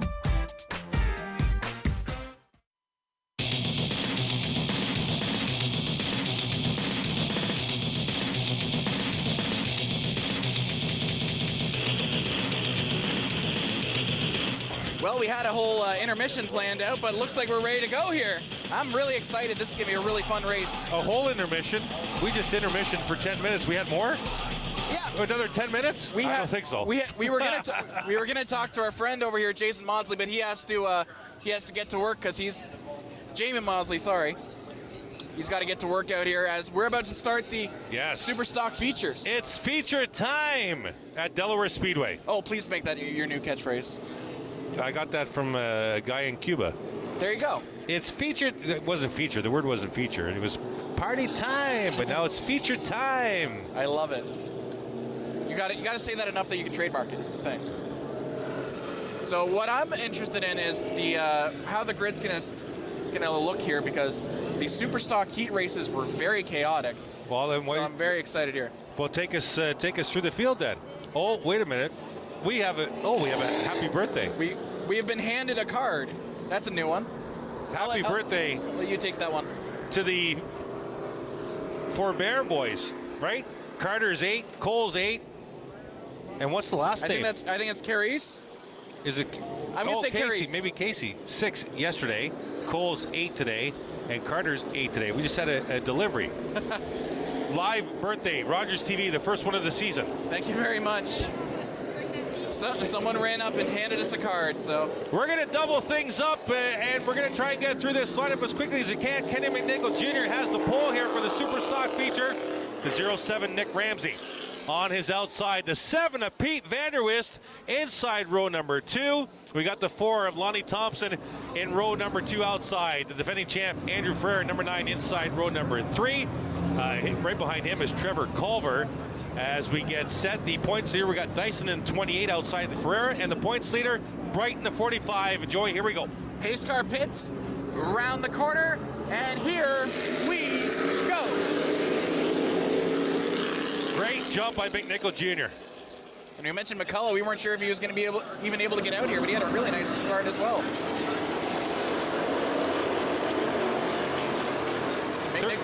McNichol Jr. just absolutely pulling away early, and he's going to look to try and keep it that way. There's the one at Culver, the four at Thompson. A mess going through 1 and 2. Lots of cars, 2 wide. Pete Vanderwist alone up to second. He's going to attack the McNichol machine.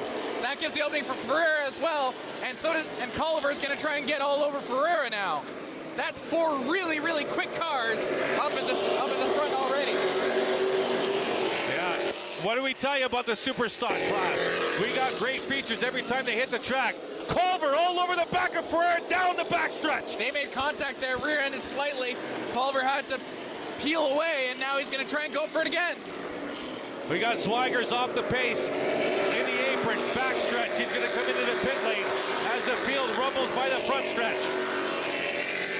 Swigers has some issues. He's going to come in, and that opens the door big time for McNichol Jr. to try and pull away, but Vanderwist has a shot here. 2 separate battles. Oh, in contact with the leader. Vanderwist, give him a little shot in the left rear. Absolutely going for it. Now he's going to go for it on the outside. Vanderwist looks strong in the 7 car. Up the Delaware Hill in turn 2, down the backstretch. 2 separate battles because Ferreira and Culver are all over each other for third. There goes Vanderwist. Trying to go around the outside, no! Great work by McNichol Jr. Shut the door for now. Yeah, but the 7 really stuck good on the outside, side by side again, not in turn 2. Oh, they're taped to each other. They haven't moved an inch away from each other this entire race. This might allow Ferreira and Culver to get into the mix the longer they stay side by side. Now we got 3 separate battles. Nick Ramsey and McCullough contact in turn 1 and 2. We got a spin involving the leaders, and Ferreira capitalizes. Vanderwist trying to straighten it up. The leader, McNichol Jr. down the 4th. We got a new leader. It's the 9 of Ferreira. And absolutely gorgeous work there by Ferreira to capitalize on the hyper-aggressive driving of the 2 frontmen. McCullough gets by Ramsey for 5th. The 39 of David McCullough, after getting very minimal points in a heat race, is up to 5th. McCullough's in a points battle. He's got to make a move now, and he wants it now. This 4-man conversation could turn quickly into a 5-man one. Let's take a look at what happened to Vanderwist and McNichol. This is going into turn 1. McNichol in the 17th. Vanderwist came right down on the 17th. They're both sideways for a moment. McNichol straightens it up. Vanderwist still trying to straighten it up. There goes Ferreira and Culver by to take the top 2 spots. No one's pulled away yet, though. Ferreira, we know how fast his car can be. But does he have the pace to hold off Culver for a long time? Because Culver, one of the most aggressive drivers on the track, and that's a compliment, folks. Ferreira. Because he absolutely has no fear. Ferreira, Culver, Vanderwist, McNichol Jr., McCullough, your top 5. Dyson in the 5th, in the 6th now. The leader, Bright, in the 7th. Nick Ramsey, the 8th. Doug Stewart in the blue, Deuce in 9th. And Lonnie Thompson rounds out the top 10. This could be a fight for a while. I don't see anyone pulling away anytime soon from this top 4 pack.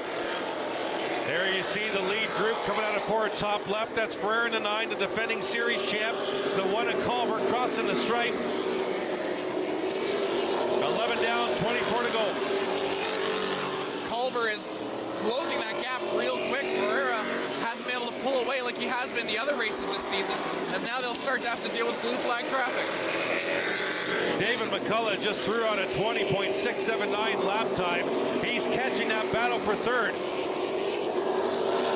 Culver really just going all over Ferreira. Those 2 have been inseparable all race, and behind them, they're starting to put a gap between Vanderwist and McNichol. There you see the battle for 3rd, top left of your screen. Vanderwist, McNichol Jr., and McCullough's caught that battle now. And the leaders are in the traffic at the back end of the lead lap now. Culver gets Ferreira a shot in the rear bumper down the backstretch. Remember, last time these guys came out here, Culver trying to pass through backmarker traffic is what ended his race. Absolutely. And that's what they have to contend with. McNichol Jr. down low on Vanderwist, looking to get a spot. Out of turn 2, nose to tail, three-way battle for third spot. And we got a couple of passes up there. That's Ryan Dyson and Ryan Bright getting through some back marker traffic. They're going to have a battle of their own now.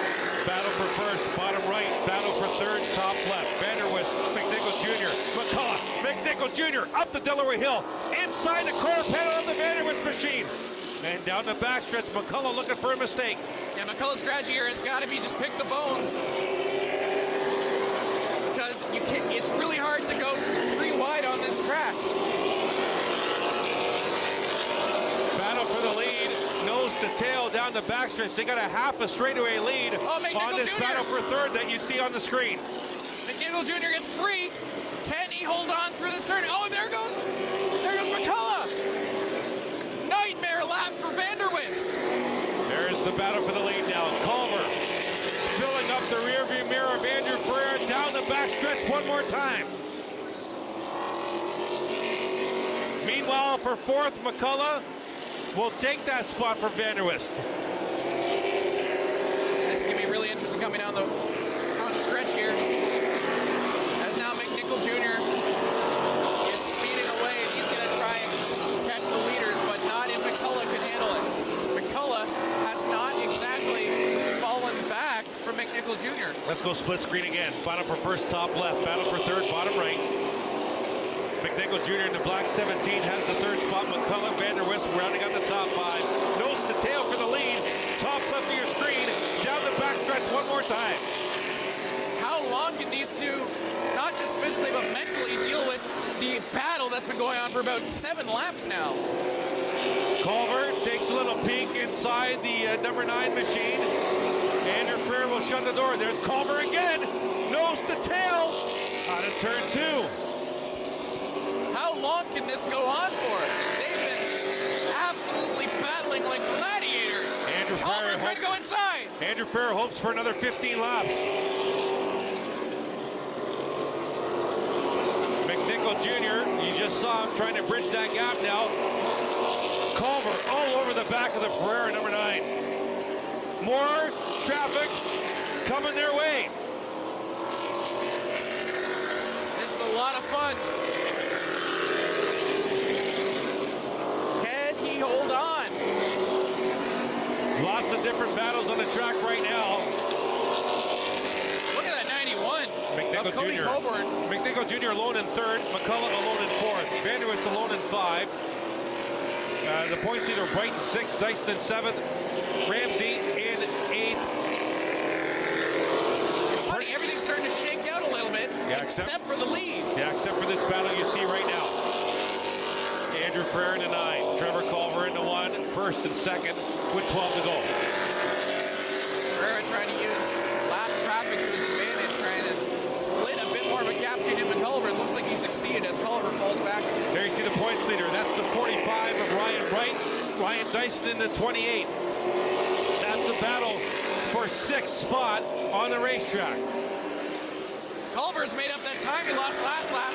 A dream lap from Culver. Can he get 3? He's even with him, but no, great turn out of turn 4 by Ferreira.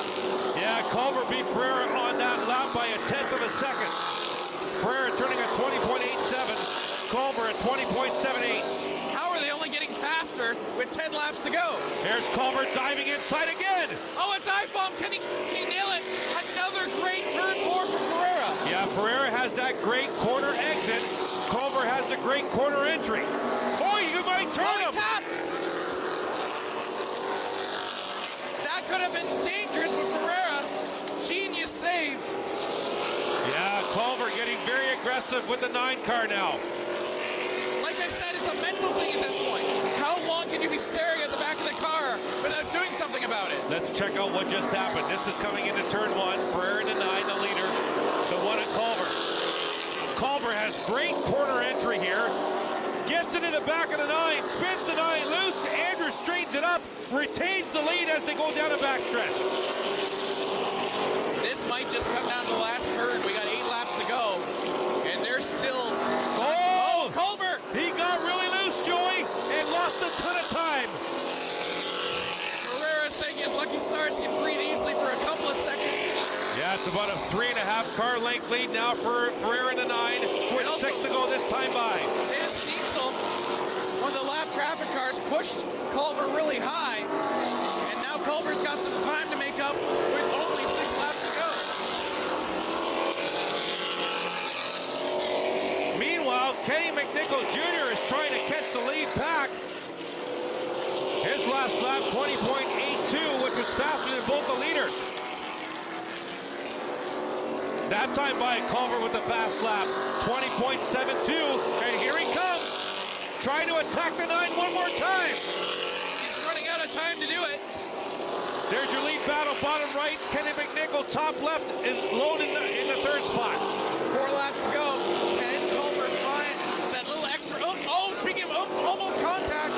Ferreira just able to avoid it. Yeah, Culver has caught the leader in no time. He beat Ferreira by a 1/10 of a second last lap. 3 to go next time by. The leader's out of turn 4. This is absolutely going to come down to the last lap. We got caution on the speedway. The 12 is around in between turns 1 and 2, and that just made things interesting with 3 to go in this super stock feature. Lapsevich got turned. I didn't see what happened, but we mentioned the Rookie of the Year race. That's going to be really dangerous for him now.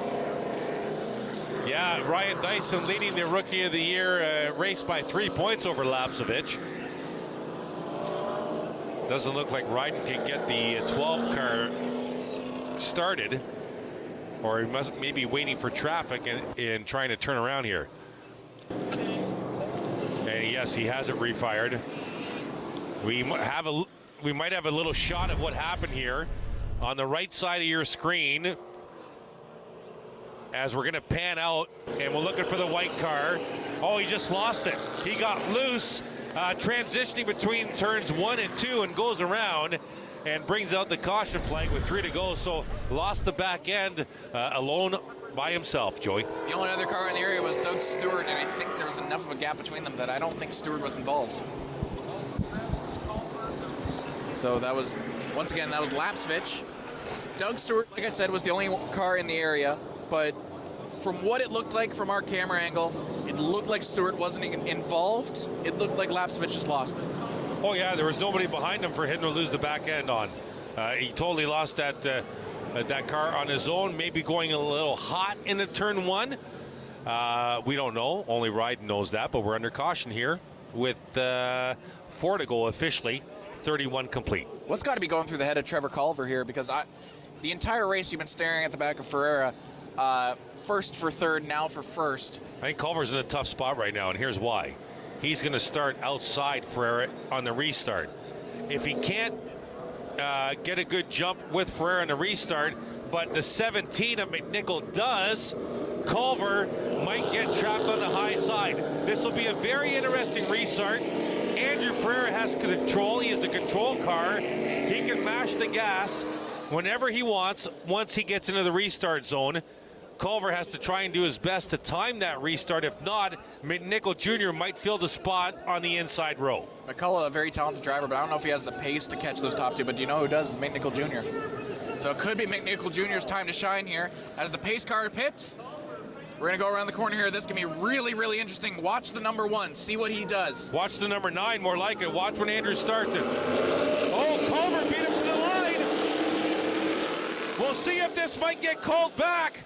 Green is still in play. Oh, what a great run on a turn 2 by Ferreira. Side by side down the back. McNichol Jr. trying to enter the conversation as well. Oh my God, they went side by each for the entire lap. They're touching. It's gonna be a lane. Oh my goodness. Culver got a great corner exit on a turn 4. It has the edge going into turn 1. The 9 caution on the speedway. We got a spin. It's Lonnie Thompson in turn 3. The white number 4 car around, and caution on the speedway now with 3 to go. So what I want to talk about now, was Culver ahead when the yellow came out? Culver was ahead extremely briefly. That is an interesting call. I don't think they do it from when the yellow comes out. They do it from the last completed lap. Which would be Culver. If he crossed the stripe in first, then he probably has the lead. It looked like Culver had it by about an inch, at least from our angle. They have Culver on live timing and scoring at the top spot, Now it looks like Culver and Ferreira might be jostling for position here. Ferreira will remain in the first spot right now. We're waiting to see what's the call here. This will be interesting. If Culver crossed the start-finish line first last time by, if they are doing it with last completed lap, then he would have the lead. But right now, and there's a hand coming out of Ferreira's driver's side window, motioning to Culver. I'm not quite sure if it was polite or not. He might have motioned, okay, go in front of me. Trevor Culver, the new leader. Yeah, we can't tell if he was motioning, okay, go ahead, or why are you going ahead? It could be either way. But like we said, live scoring and scoreboard has Culver in the lead. And you mentioned last completed lap. Let's take a look here, see who was ahead at the last completed lap. And it looks like Culver just barely at the by line. half a car length. Yeah, great job by our camera team to actually have a camera at the start-finish line with the lead group at that particular moment. So great job. So Culver, the official leader now. And they'll double up. Next time by, we'll go with 3 to go. So Culver and Ferreira, who have been just in a Disney battle this entire way. What's a Disney battle? As in, this could be a script. This could be a movie right here. I told you 2 weeks ago, don't bring the bag of one-liners. Because we can't keep up with you. As we go to a restart with 3 to go. Behind them, nothing changed. The only shuffle is the inside row. Pace car pits. Here we go. Oh, great start for Ferreira that time as the field flies by our track cam. Oh, but Culver clearly establishes the lead. Now McNichol Jr. will try and battle for second, Joey. McNichol Jr. trying to insert himself in the conversation. Late break, but Ferreira's going to hold on to position for now. Oh my goodness, this could be a big, big trouble. Culver praying to the heavens for that last lap. Does Ferreira have anything for Culver? Culver was the faster car by a couple of tenths before we got to caution. White flag's out. This is going to be the last lap coming around now. Nose to tail, Ferreira, McNichol Jr., McCullough, Vanderwist, top 5. Oh, Culver goes a little loose. Ferreira, this is your chance. This is your chance. Oh, we got spin McNichol Jr. McNichol Jr. got tapped by McCullough, and we'll go caution. We'll do it all over again.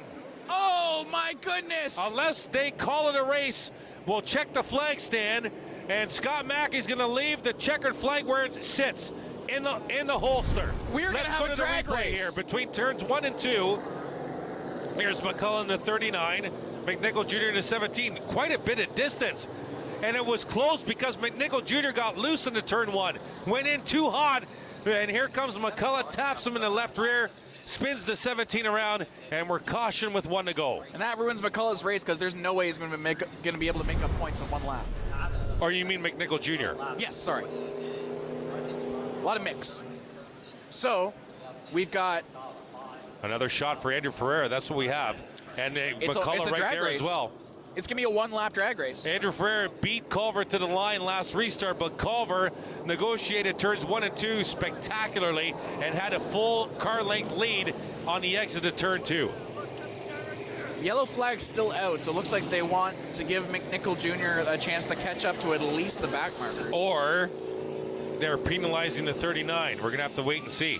That could also be the case. We'll take a look at what the 39 does. 39 has not made any indication of moving. So 34 laps complete on the scoreboard, unofficially. Or sorry, this is lap 34 coming up. I believe that's what they're saying. So are they going? So we're going to have 2 laps to go, I believe. It's a green-white checkered. 2 laps. White flag is out, which means this will be the last lap for the pace car. What's interesting to me is the scoreboard just went out. The scoreboard is reshuffling, but it still has McNichol Jr. in 3rd. Yeah, but we got it right. McNichol Jr. is not in 3rd. David McCullough's in 3rd. Pete Vanderwist is 4th. Nick Ramsey up to 5th now. And Dyson in 6th. How about the chance for Vanderwist now, who was out of the race, and now has a really nice chance to rejoin the lead. Big restart here for Culver. Pace car pits. Green-white checkered. Coming around the corner. Here we go. Beautiful start from Culver. Oh, McCullough diving inside the 9 machine. Oh, he got hit. 3 wide. Ramsey to the inside. Vanderwist on the high side. And Vanderwist makes an impressive pass. Wow. Culver's loose. Chance for Ferreira, last lap. This is going to go down to the last corner, isn't it? Culver. Ferreira's nose. Hey, Ferreira got a good jump on him. This isn't over yet. Down the back one last time. Ferreira, do you have it? Go to the inside. Touch. Oh, he tapped him. Oh, he's got it. It's going to be to the line. It's Culver. Get in there, Culver. What a finish. That was payback for the touch on Culver on Ferreira earlier on in the feature. Ferreira trying to get him back. Culver held onto it, and he'll take the feature race win in the Super Stocks. Ferreira will finish second. Vanderwist third. Ramsey fourth, and McCullough fifth. Culver finishing extremely well through contact there. How about that last corner there? Wow, what a race.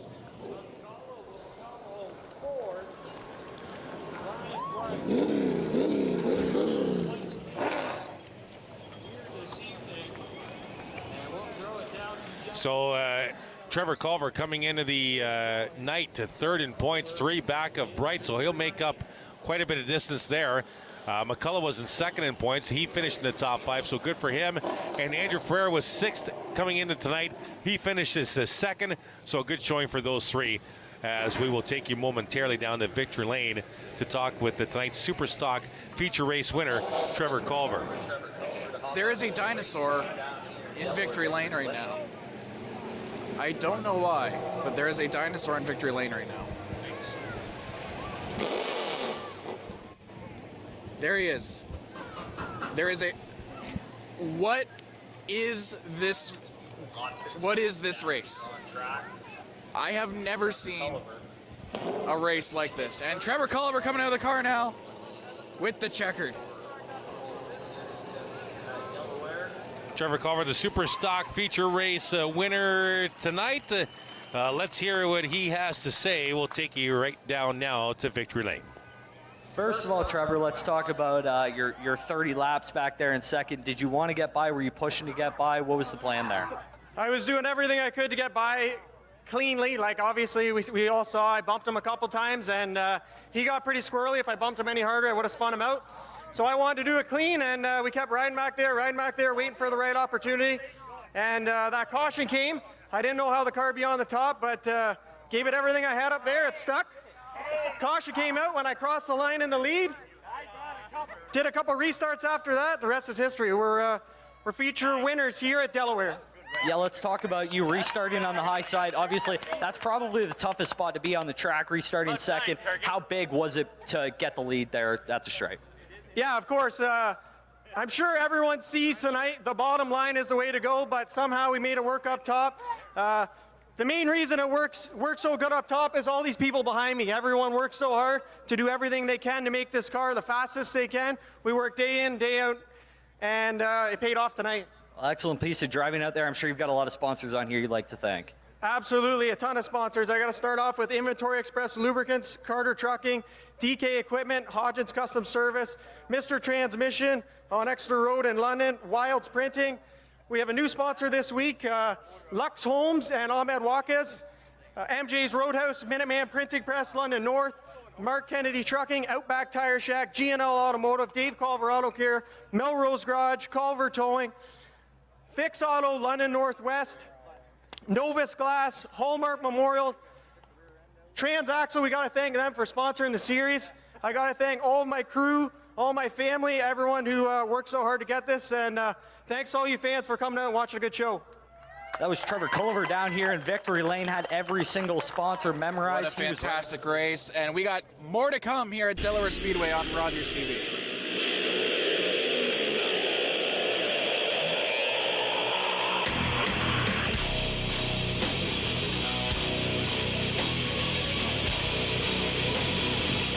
Stacey Peer. Don't forget to tune in to Agent on Duty, where we go behind the scenes and talk all things real estate.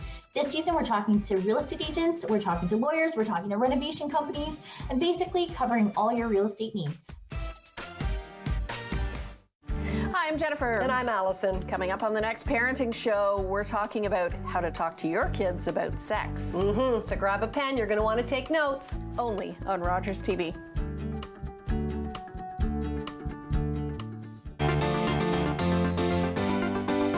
No one's gonna click on a 39-year-old woman. You shave everything from the neck down. I guess I never really listened to Rush. Why am I single? You tell me. I have a very attractive chiropractor.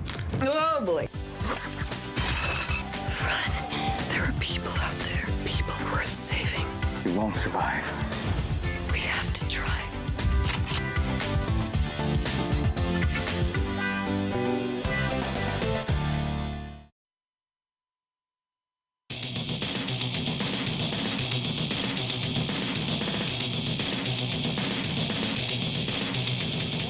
Welcome back to Rogers TV, and if you're watching on Rogers TV, you can also watch on youtube.com/RogersTVOfficial to watch every race we're going to do this season.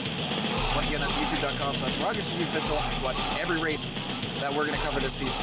We'll be right back here on Rogers TV with more from Delaware Speedway right after this.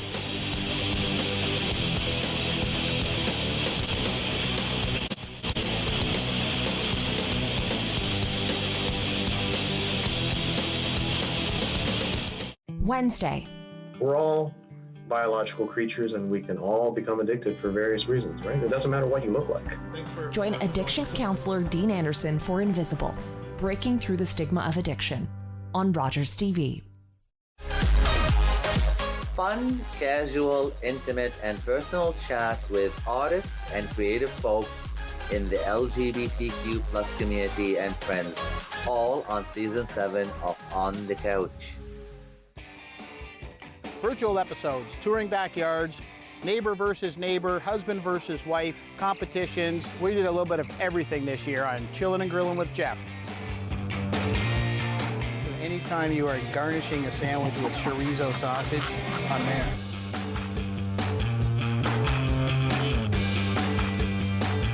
Chillin' and Grillin' with Jeff, Thursdays at 7:30.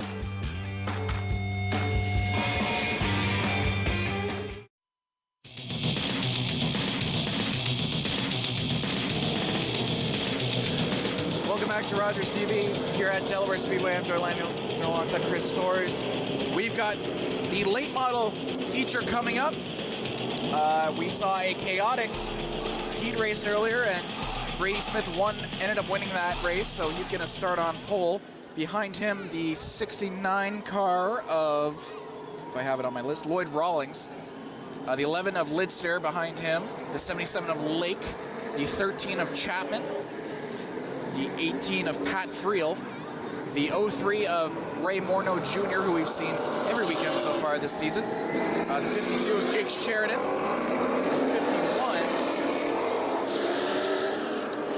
one car behind him of Matt Robley. And Matt Robley, we talk about him every week, a Delaware Speedway legend at this point.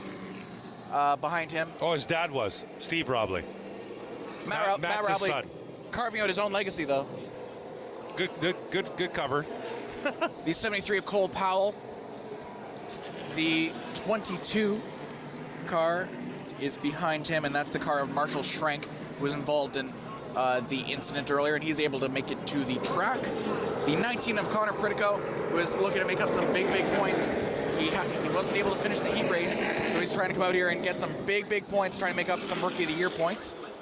And then closing it out, the 94 of David Patrick, and the 5 of Peyton Jacobs, who is back there because his teammate Mark Jacobs wasn't able to finish the heat race because his car got absolutely obliterated in that wreck. Yeah, we're missing some key players. J.R. Fitzpatrick, Jay Dewar not present either after a heat race wreck. We're all 35 laps with the late models. Pace car pits, here we go. Great start there from Smith, and also a great start for Rawlings. Lake's up in there. Lake's going to be stuck behind Rawlings for a while, and Rawlings, he's got a real heavy car. What he likes to do is he splits the field and tries to make up his room that way. Lake coming up on the inside. Lake has got some pace here, and Lake has a chance to come up on Lidster coming up the next lap. Yeah, Jason Lidster in the 11, he's coming, and he's coming with a house of fire, and they're going to renew their battle at the front of the field from the heat race. Brady Smith and Jason Lidster and Darrell Lake's there just for fun. Daryl Lake looking to pick the bone, see if there's any emotion still left over from the Smith Lister. And Friel is up there as well. Chapman, who is catching up now in the 13 car. It's the 39 on screen, but it is in the 13 car. Meanwhile, back in the field, the top 3 in points. Powell, Sheridan, and Robley are merged back in traffic side by side going into turn 1. Lister takes the lead. Lake looking to pick the bones, coming up on the inside as well. And Smith is in a world of trouble. Jason Lister, that 11's on rails right now, folks, but he goes a little high. And Lake trying to take advantage on a 4. Daryl Lake makes up 3 spots in 1 move.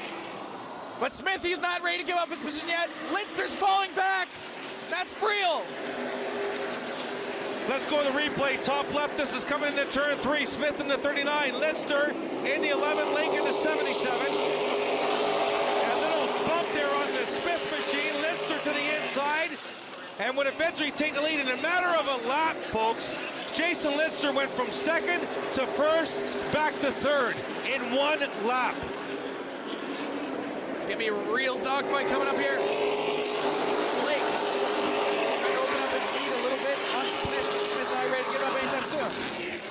Now Lister is down to 6th spot as Chapman and Morneau have gotten by the 11 machine along with Patrick Friel, Joey. And look, there's Lake. And Chapman looking to try and make a move now. Morneau Jr. gets past Lister.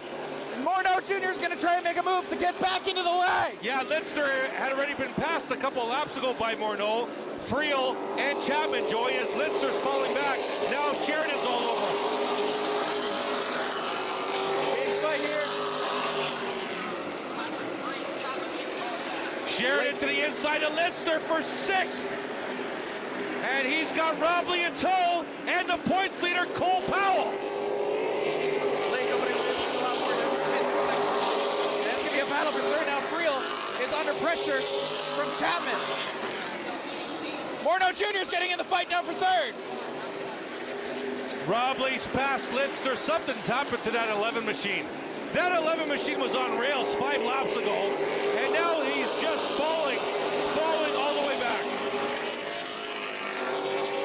There he is on the high side now of Pritico. Jason Lister, something's wrong with that 11.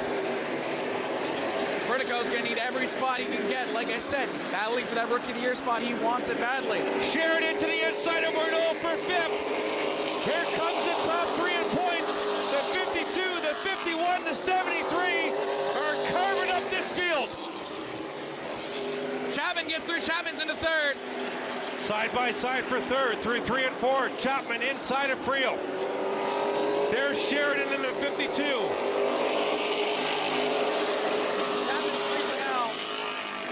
The 52, the 51, the 73 right there on your screen, coming through the field like a house of fire.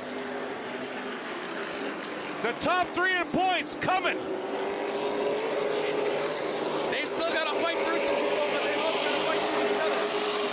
They're not a team. They're not trying to work together. Oh, but you know what? Robley and Powell are, because if I'm Robley and I'm Powell, I'm letting Jake Sheridan mow the field down for us. We'll just follow him through. Those 2 cars unofficially are working with Sheridan to get through this field. And then when it's just them 3 at the front, then they're going to battle. Let him do the dirty work for you. That's you right. know you have the car, you have the pace to pick the bones afterwards. Let him fight for you.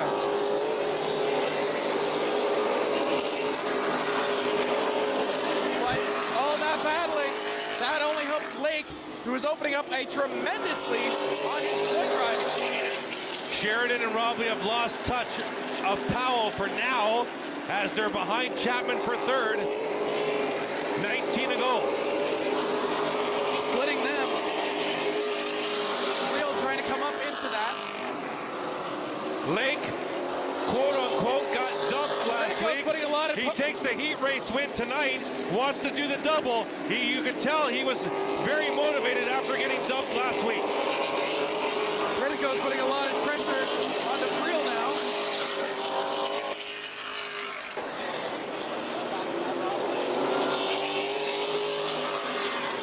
important segment of this race for the 73 points leader, Cole Powell. He's 3 car lengths behind Robley. He needs to get up to Robley and Sheridan, because if those two get by Chapman, Chapman will fall in line in front of Powell, and Powell might have difficulty getting around him. And all this is helping Lake, because Lake is trying to extend his lead, but now he's under pressure from Smith, who has not fallen off at all. Brady just turned to 9.01. Daryl Lake at 19.11. There's the battle for third down the back. Chapman in the 13, Sheridan 52, Robley in the 51. Coming out of turn 4. That time by Daryl Lake 19.10 and Brady Smith, they had exact lap times, 19.103, both the leaders. Let's go. That battle for third getting hot and heavy. There you see the black car, Cole Powell trying to get into that battle. It's going to be a fight either way. Chapman has been able to hold him up, but he doesn't look like he's faster than him. But he's driving really well to hold him back. Jake Sheridan has the best lap of the race at 18.942. Again, that's ludicrous, especially when you consider that there were some sportsmen that weren't pulling that. 12 to go next time by, and we have traffic at the tail end of the lead lap, about a half a straightaway away from the leaders. And that means Brady Smith is licking his chops, so is Matt Robley and Jake Sheridan. Yeah, the key is that the 5 machine of Jacobs is battling with that car. Now they're going to separate themselves. Oh, great job by the 94 to go down on the apron. David Patrick letting the leaders through. Meanwhile, though, Peyton Jacobs is trying desperately not to get lapped, and Lake is going to get through, but not without a fight, and that helps Brady Smith a ton. There's the 77, Daryl Lake trying to take this baby home with 10 to go. The 39 of Smith, about 6 car lengths back. Now Sheridan to the inside of Chapman for third. Chapman's going to use the 5 Jacobs machine as a pick. Great work by the 13. This entire Chapman race has been a masterclass of defensive driving. They have been nose to back for the entire race. Chapman under siege by Sheridan and Robley. Absolutely under siege. 8 laps to go. Now Brady Smith, after lying in wait all race, is going to try and make a move on Lake to try and pick up an improbable win. Yeah, Smith has closed the battle. He beat Lake by 0.3 of a second last lap. Either Lake is falling off or Smith is driving the race of his life. I think Lake might be falling off, Joey. Battle for the lead down the back. Battle for third, nose to tail. Also down the back into turn 3. This is going to go down to the end, absolutely. Lake's got to hope and pray and beg for a clean race because he has been in front this entire way on the strength of other people doing his defense for him. Let's go split screen one more time. Rogers TV, battle for third. Top left, battle for the lead. Bottom right, out of turn 4. They're only about 4 car lengths from each other, both these groups. Cole Powell trying to reach. Sheridan to the inside. Oh, Here my comes goodness. Jake Sheridan down the back. Look out, the 52's coming, and the 51 wants to come along for the ride. Chapman's not giving up yet. He's staying with them. Contact. Chapman can't hold on for much longer. Contact between Sheridan and Robley. There's Cole Powell there as well. 4 cars battling for third now. Sheridan's not thinking third anymore. He's thinking second. He's thinking first. Does he have enough time? One of the fastest cars in the feature, the 52 of Jake Sheridan. Does he have enough time? Lake is hoping that everything stays clean. Let's time Daryl Lake and Sheridan. This time by Lake the leader, Sheridan in third. 2 laps to go. Lake 19.378 and Sheridan, 19.17, 2/10 of a second. Sheridan, but here comes Robley. Brady Smith also. Sheridan has third spot, top left of your screen. Robley wants it. Lead back coming out of 4. Last lap, Brady Smith trying to make a move now. Lake, can he hold on? Oh my goodness, it's gonna come down the last corner. Darrell Lake, he's gonna hold on, flag to flag. Darrell Lake getting knocked out in his race last week, takes the checkered flag this week. It's Lake, Smith, Sheridan, Robley, and Lake's car has just stopped. Darrell Lake stopped in the high side of turn 2 as the rest of the field will go into the pits. I wonder if he's just letting everyone through or if he had to drag the car over the line because he lost so much time in the last couple of laps. I think he's just going to come this way along the fans. He wants to have the driver's side along the fans. He's going to wave to the fans. The window net is down. He's going to do the Alan Kulwicki victory lap in reverse to be the driver's side along the fans. Darrell Lake, your late model feature race winner tonight. Brady Smith second, Jake Sheridan third, Matt Robley fourth, and what a great run for Chapman in the 13, holding off Cole Power for 5th. The swagger. You want the driver's side on the fan side. I love it. It's the Alan Kulwicki victory lap. I don't know if you know who that was, but that's who started it south of the border, driving in reverse so the driver side would face the fans.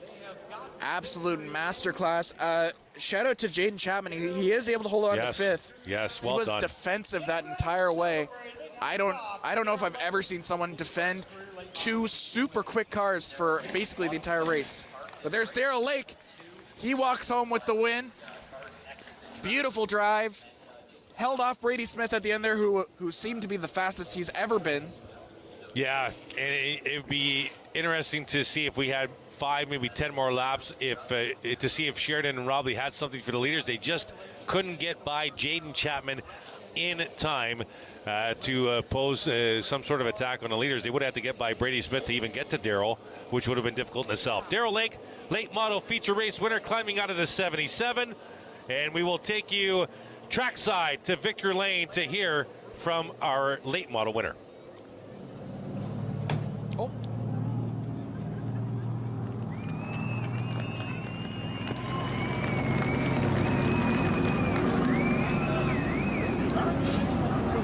And now he's taking a selfie. That's a way to celebrate. And a dinosaur says hello as well.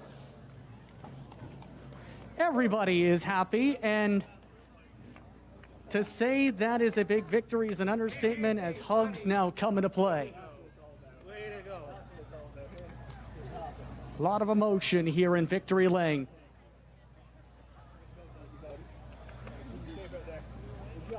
Giving everybody a hug along the line here as he gets to celebrate. A big victory. You even got a dinosaur congratulating you. A huge victory for you tonight. Thank you. Yeah, the car was working well tonight. The guys did a great job with it, man. It was on rails for the first bit there, and I was just trying to hold back and save my stuff, and I let them catch it up too much, and made her a nail biter at the end. So just glad we could hold on and park her tonight. What was it like trying to hold off that pressure in the closing stages there? I got my best friend Gary up there talking in my ear the whole time. He was driving last year. He's a pretty good shoe, so he's coached me through the whole thing, and he kept our back end clean, and we did what we needed to do tonight. A huge victory for you. Anyone you want to thank here tonight? Absolutely. I mean, we wouldn't be here without London Drive Systems getting behind us and really giving us everything we need to put this program together and put it up front. So huge thanks to London Drive Systems, Action Trailers, Maple City Tire, and MRE, and the Catalyst Lubricants, man. They get behind this division. It's awesome to see, and again, just you fans, man. You have no idea what it's like racing with no fans versus this. This is awesome. A very awesome victory. Congratulations. Thank you. Darrell Lake coming away with a big feature victory. Fantastic race. We're going to have the Sportsman Series coming up right after this here on Rogers TV.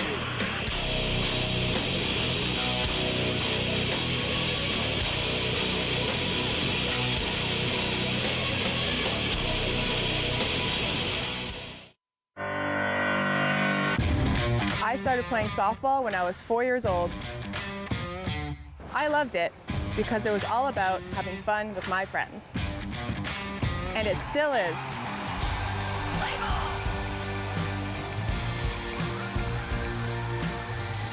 From little kids to adults to seniors, softball is a sport for everyone. Join us. Monday nights, a winner with Optimus TV Bingo on Rogers TV. With a weekly prize board of $3,000, the money raised funds projects to help the youth in our community. You can pick up your cards at over 90 locations across London, and for only $2, you get 6 chances to win. Watch, play, and win every Monday night at 8 p.m. with Optimus TV Bingo on Rogers TV, or streamed live at rogerstv.com.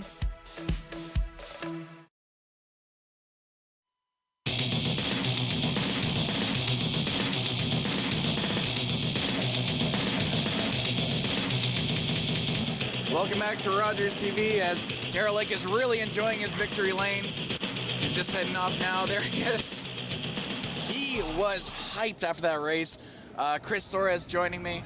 What a fantastic race we just had, and the next one promises to be even better. 50 laps for the Ontario Sportsman Series. Yeah, congratulations to Darrell in the 77. I've known Darrell for quite a few years from my time here at the Speedway, and yeah, there's not a better way to build off a disastrous evening like he had last week than to go flag the flag, sweep the heat and the feature race the following week. So congratulations to Darrell. Getting ready for the Ontario Sportsman Series, Joey, and take us through the field, my friend. Chad McGlynn is going to lead. He had an absolutely electric qualifying, so he will start this one off. Behind him is the 13 car of Brad Collison. Behind that is the 15 car that is Mike. I need you to help me with this last name. I forgot how to pronounce it. Herniak. Mike Herniak Jr. Yes, sir. Behind. I've been told former Rogers alum, Mike Herniak. Former Rogers broadcaster. So there you go. Longtime viewers might recognize. Behind him, number 31 of Kevin Gallant. Behind that, the number 90 of David Rockwood, who also had a really nice qualifying session but fell off at the end. The 75 of Kevin Lay is behind him. And then the number 2, Todd Shepard, who led the first qualifying session, but the second qualifying session was much better. Behind that, the number 3 of Tim Tolton, the number 18 of Chad McGlynn, the number 19 of Kevin Tremblay. Behind them, a little bit behind, is the number 12 of Mark Patrick, and the 79 of Kevin Damore. That 79 looks a lot like a 19, so that's probably going to confuse us at some point. I thought it was a 19 at the heat race. It's actually 79, Joey, right? Yes, there is a 19. The white body is the 19. The red and black body is 79. Yes, sir. Behind that is the 56 of Sam Fellows. If you recognize that name. Ron Fellows, Canadian Motorsport Hall of Famer. His son. This is his son. Ron's his dad? Yes. Yeah, Ron doing some work in the NASCAR Cup Series back in the day, especially they called him the road course ringer. He would go in and do some racing for the teams down there. Also an American Le Mans legend. And then behind that is the 02 car of Brendan Patrick. So a teammate of Mark Patrick, who is a little bit higher up in the field. So that should be a fun one. The Ontario Sportsman Series making a stop on their tour at the Delaware Speedway. We're going to go 50 laps here, folks. Live here on Rogers TV. Thanks for joining us on your Friday evening. Pace car pits, and here we go. Brad Collison with a dream start. He's pulling away.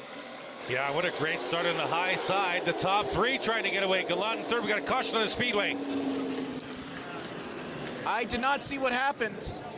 I don't see a car down. I don't see anything in 3 and 4. 1 and 2 look good, don't they, Joey? So maybe Collison jumped the gun on the start. That's the only thing I can think of. Yeah, so maybe the start. Well, let's have a look at the start. maybe this is why Collison got the start that he got. Coming out of turn 4, Collison in 13. Oh, he jumped that big time. He had a car length and a half at the stripe. And Scott Mackey, without hesitation, says, boys, re-rack them, stack them, we're going to do it again. So we're going to do one more lap under yellow. There is no official completed lap, so we're just redoing the race, more or less. And no changes in the order. So Collison's just got to be more cognizant of where McGlynn is on the track, because McGlynn, as mentioned, we saw him in qualifying. He was a rocket, wasn't he? Yeah, these guys raced last week at Sawbo Speedway. Jason Parker taking a win. Kevin Gallant finished second. Jake Zevenbergen finished third. Michael Herniak Jr. fourth. Chad McGlynn finished fifth. That was at Sawbo Speedway last week. And Parker and Zevenberger not here this week. Not able to make it. Also not able to make it. Number 44, Bradley Robinson, who literally on the way here had to pull out because the car wasn't drivable. So here we go. Pace car pits. Here we go. That's going to be legal. I think that's going to be legal. Scotty's going to keep them going under green here, but McGlynn will get the lead back.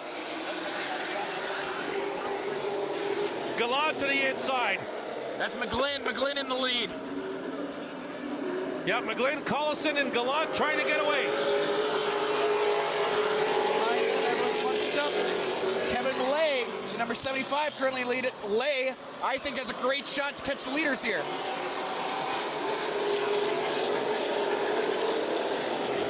Also, we're going to spin the threes around into turn 3. And we're going to have a caution here on the Speedway. He came down to the inside and collided with the 90 machine. David Rockwood. So the 3 and the 90 get together. I was literally, my mouth was making the sound, Tim Tolton has a chance here. And then as I was saying that, Tim Tolton spins out. Love that paint scheme. One of the fabled paint scheme of the late, great Dale Earnhardt Sr. The red number 3 with the black base trim. Let's go to the replay. This happening in turn 3. Tolton on the high side. The 90 on the inside. Down the backstretch they're going to go. Great run by Tolton. Oh, and he had to hit the brakes early. The 50 might have checked up. He lost the back end and slid right into the 90. He maybe wasn't expecting the 15 to brake as early as he did for the entrance in turn 3. Lost the back end. So the difference between the weeklies and the tourings is one of them. The weekly series guys are here practicing like they're here racing week after week. Familiarity. The touring series guys, they're not used to racing on an egg. Yeah, familiarity. Yeah, absolutely. They're familiar with the way the intricacies of the Delaware Speedway for sure. And the issue with that one is maybe Tolton didn't know where the braking line was, or maybe Herniak didn't. Yeah, all they had tonight was practice and a 5-lap qualifying session. That was it. So it looks like we're going to get set once again. So we have 1 lap completed and 2 cautions. If that doesn't sound like it makes sense to you, it does kind of, because we didn't complete the first lap on the first caution, and we only completed it 1 lap for the second caution. So 1 lap done, but 2 cautions. So we will re-rack him for the second time. This is going to be, I can already tell, this is going to be a very strange race, but I'm so excited. Pace cars coming in. Coming around turn 4. Oh, maybe he's trying to bait Collison out. Here we go. And that's the 3rd time Collison's beat McGlynn to the stripe. I wonder if McGlynn was trying to bait a penalty out of Collison there. Gallant looking 3 wide for a moment there. Battle for the lead, top left. Gallant has a chance to pick up number 2 here. Oh, there's a big truck right there. Oh, contact! That's the 79 of Tabor who had some issues there. Or no, sorry, that's the 19. The 90, losing it on the backstretch. He banged the wall 4 times, but still stays in the gas. How is he still driving around? He hit that outside wall 3 times. A lot of cars, I was mentioning with the unique track that is Delaware Speedway. McGlynn stretching his legs. Gallant trying to catch him. The 75's off the pace. 75 might have a tire going down. Lay might have a tire going down. Off the pace in turn 3 and 4. I think it's the back left. But he's going to stay out there. He's not going to pit. He was wiggling all the way down the back stretch. Maybe he felt he had a tire going down. He's staying out there, though. He remains at speed. Sorry, Joey. The Tolton is now making his way through the back markers, trying to rejoin the top pack. Playing absolute rocket right now. Here's your third place battle right there. The 13 of Collison, the 15 of Herniak Jr. Herniak Jr. looking the inside of the 13 to no avail. Nose to tail, third all the way to sixth, as you see on your picture right there. Great. Rejoin that fight. Great speed shot at the stripe, 44 to go. Oh, going high. Shepard's got a chance now. Oh, they're still trying to find that braking line. No one's really sure when you come in. It seems like turn 3 is giving all the cars the most trouble. And now we'll go on the inside. Oh, we got a spin. Oh, it's Collison. Oh my goodness, it's Collison. Collison might have got into it with Herniak Jr. We might have a replay on that. We'll have to wait and see, but an incident happening here on lap number 7. Over on turn 1, the exit into turn 2, which is basically the same thing. 6 laps complete, 3 cautions. We're black at the 50. flag. We got a black flag for the 15 of Mike Herniak Jr. That didn't take long. Scott Mackey in the flag stand, bringing out the black flag. Let's go to the replay. This happening in turns, and this is coming out of turn 4. It's Herniak Jr. in the 15. It's Collison in the 13. Now the 15 looking down low. We're coming into turn 1. Collison's going to drop down and contact with the right front of the 15 machine.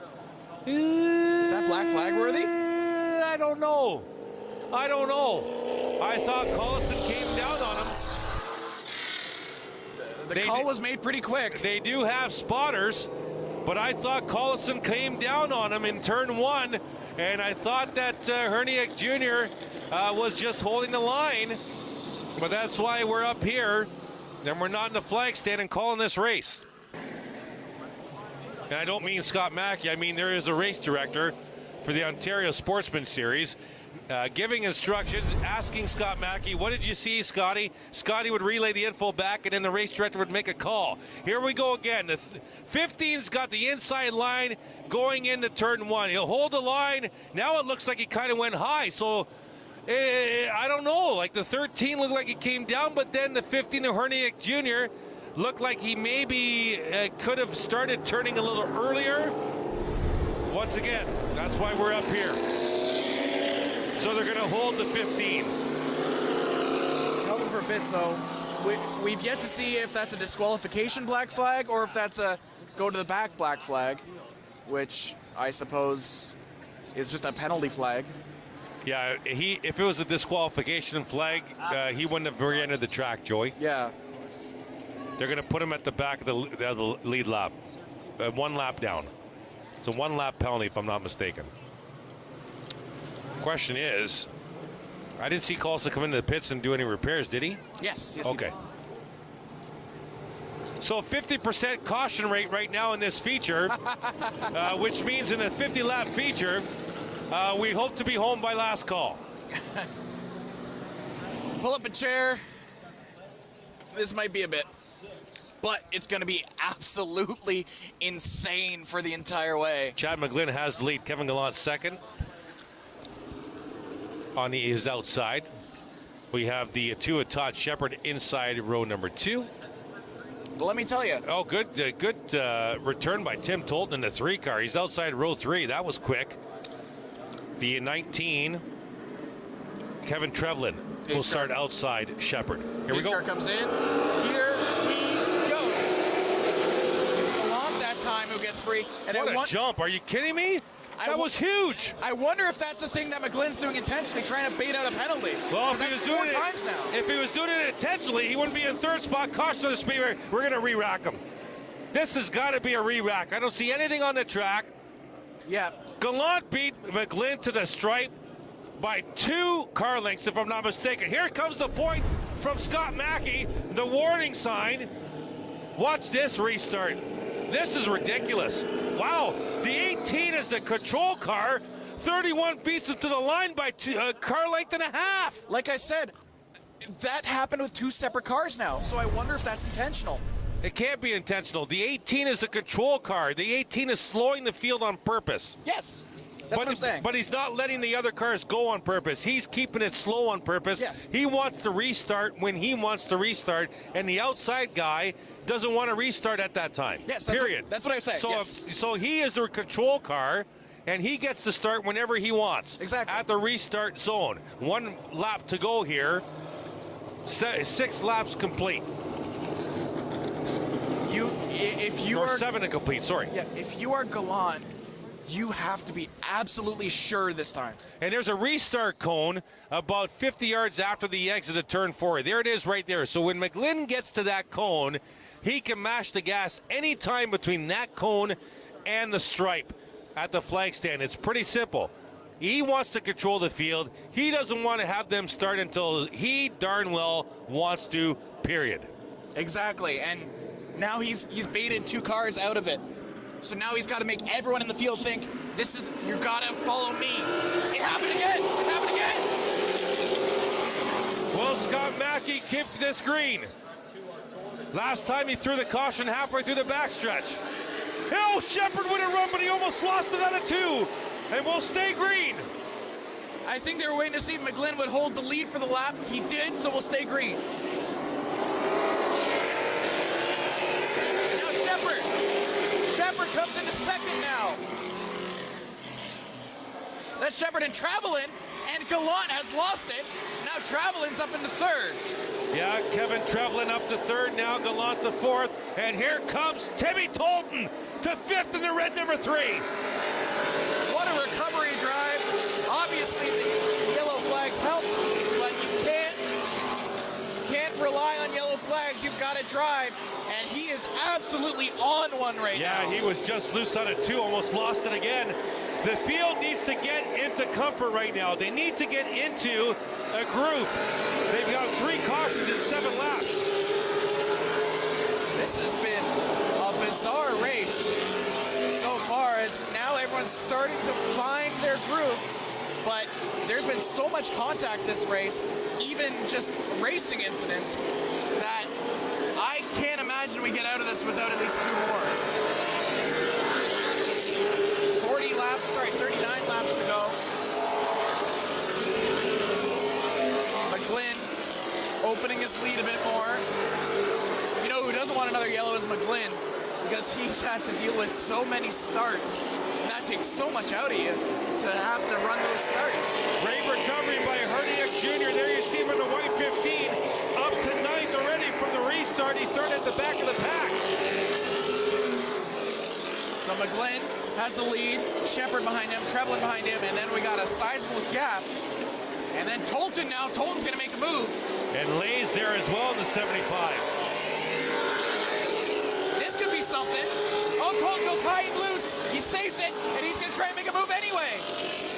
There's the battle on a turn 2 up the Delaware Hill, down the backstretch. Gallant and Tolton and Lay just behind them. 31 to 3 and a 75, working themselves out of turn 4. And behind them, another close race. That's the 13 and the 90. Collison and Rockwood, who were involved in the earlier incident, are now mashing themselves together again. And more contact again. Collison is all over Rockwood. Or the other way around, since Collison's ahead of Rockwood. That is correct. And the leaders now negotiating traffic at the end of the lead lap. They'll get on the high side of the 0-2 of Brendan Patrick.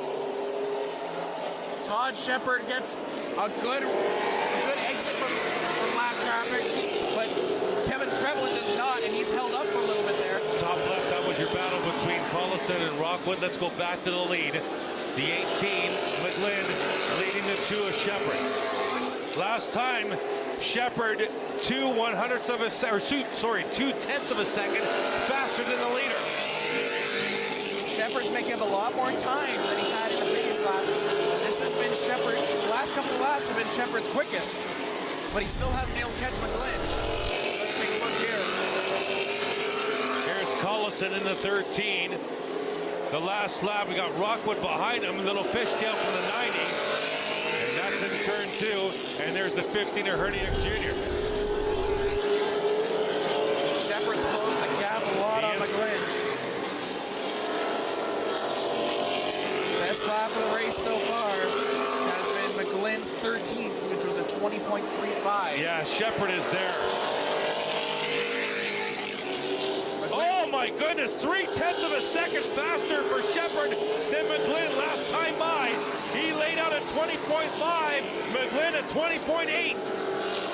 Shepherd and McGlynn have turned this into a 2-man race, but it is still a race. No one's pulled away yet. McGlynn's out front, but he hasn't exactly sprinted away from Shepherd. Shepherd is still right involved. McGlynn got the 0.3 back last time by. But still, it's not like he's put up an insurmountable gap. They have 2 separate battles that they're going to have to negotiate about a half a straightaway ahead of the leaders as more traffic at the tail end of the lap are battling. 29 laps to go now as we come in on the turn 2 on the leaders. There may be some problems as now the last of the lead lap has to deal.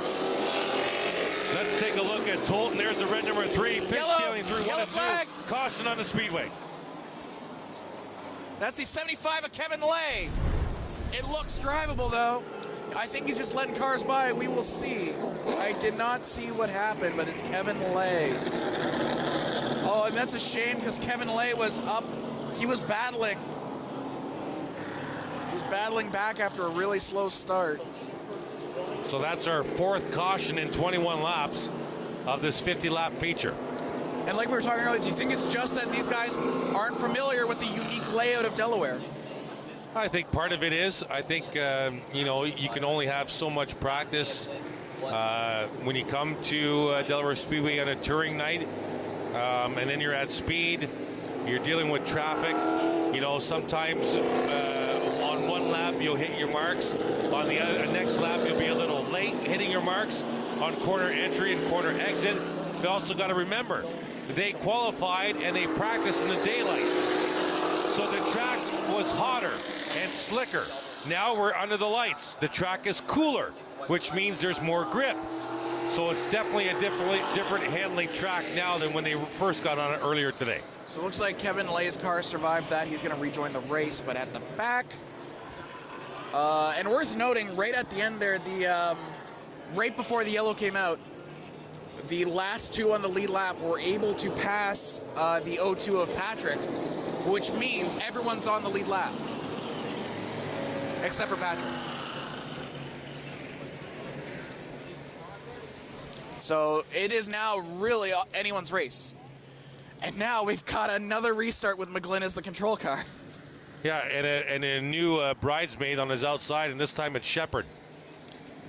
And you've got to know that, like, Shepherd's spotters have to be screaming in his ear, do not go until he goes.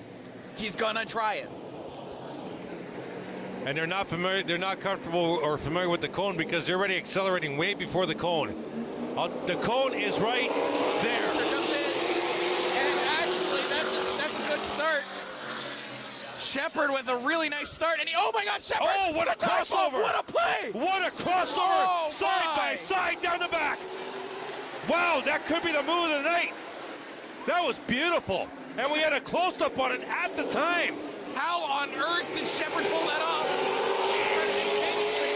McGlynn, like half the pace. McGlynn around the outside. Shepherd survives it, and he's got a chance here. Oh, he goes a little loose, but he saves it, and now he's flying. Kevin Trevlin now all over McGlynn. What a play by Todd Shepherd, and he's going to lead this lap. 27 to go. Shepard and McGlynn in your screen. That's first and second. Trevlin in third. Gallant fourth. And Tolton has recovered now to fifth. Kevin Demore has issues. I think Kevin Demore lost the tire. Here we go. This could be the move of the night. High side in turn one. And crossing over and just to our, here it is. High side in turn one into turn two. Underneath the 18. And a great drive off, eventually getting Shepard the lead. And while you were gone, McGlynn takes it back on the inside. And there was contact. Shepard had to slow up to straighten that car. So now it's a 10-car length lead for McGlynn again, and Shepard's gonna have to fight all over. There is some absolutely pure if gap car. That's the only strategy now. If gap car. I'm not sure if there was contact, but the way the Deuce was wiggling in turn four, there might have been. No, the track is a little rough down there, just at the exact same spot. Tolton also lost. No, Tolton was in turn three, and Shepard was in turn four. No, Shepard did it again at turn two.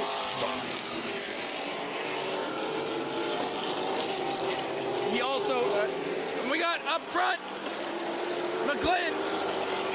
He's lost a lot of his lead, but he's still pushing. Again, up the lap trap, he can't get around. Oh, it's an opening for Shepard. Almost identical lap times last time by, Joey. Just a 1,000th of a second difference. It opening for Shepard now to close the door a little bit. And up on third, Gallant. Gallant going on the inside of Tolton. Or sorry, not Tolton, Trevlin. He's catching him. Gallant is now in third. Makes a really nice pass on the inside on Tolton. Shepard is catching him a 10th faster last time by. Here they come to the strike. 20 to go. At 0.2 of a second that time by. Again, Shepard went a little loose out of turn one into turn two. It's a two-horse race, plain and simple. They got almost a full straightaway lead on Gallant in third. And in third, Gallant is going to be under pressure from Trevlin and Tolton. And Tolton has come out of nowhere to make this a really close battle with Trevlin for fourth. Absolutely. On the inside on fourth, you see it on your screen there. Tolton. Can he get through? No, he cannot. Collison intro. There's Herniak Jr. Where'd he come from? I'll tell you where he came from, the back of the field. On an absolute bender here. Can he get through? Not yet, but he's got the pace. Both leaders last time by almost identical lap times. Collison is there as well. Trevlin ahead of Tolton here. We'll get to the replay and tell you how the 19 tried to get around him. The 3 was loose again. I think that's the second or third time the 3's been loose over there. And really loose on corner exit out of turn 2. But Collison in the 13 couldn't take advantage. That number 3 of Tolton has had a couple of different places, but they're all, it's either out of turn 1 or out of turn 2 where he's had some issues. Yeah, and the only one that caused the caution was in turn 3.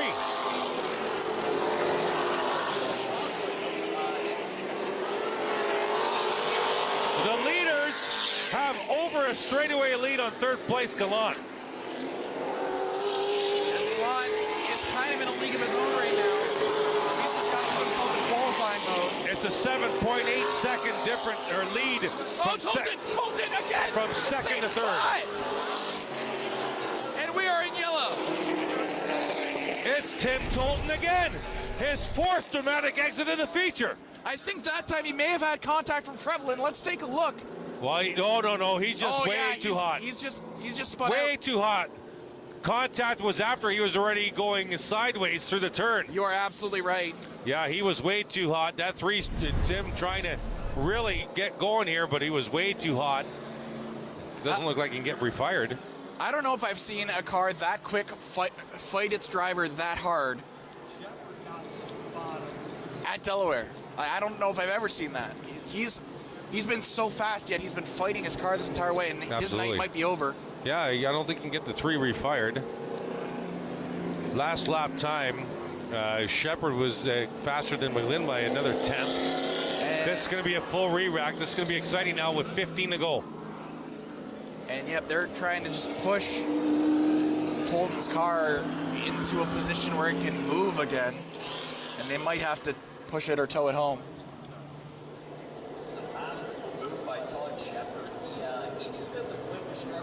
So that opens the door a lot for Todd Shepard, who had lost a lot of time to McGlynn. That's right. But you know who that also opens the door for is Kevin Gallant.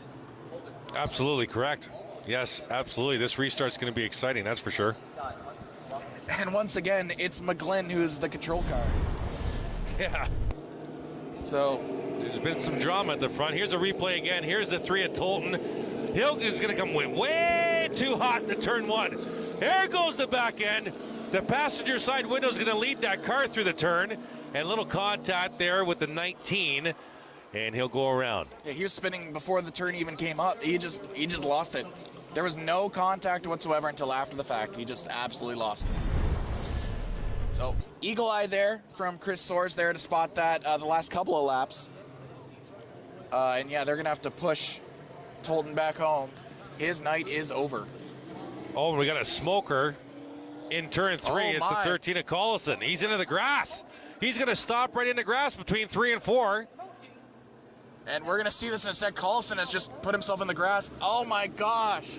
Yep, they're going to have to get the crews over there because that car might be on fire. Here comes the safety crew right now in the side-by-side. What on earth? When did he collide? I don't know if it was collision or maybe the car might be overheating and just couldn't be controlled. I'm not quite sure. Either way, it looks like Tolton's going to rejoin the race somehow, but Collison is absolutely not going to be able to. Wow. Hope you're enjoying your Friday night, folks.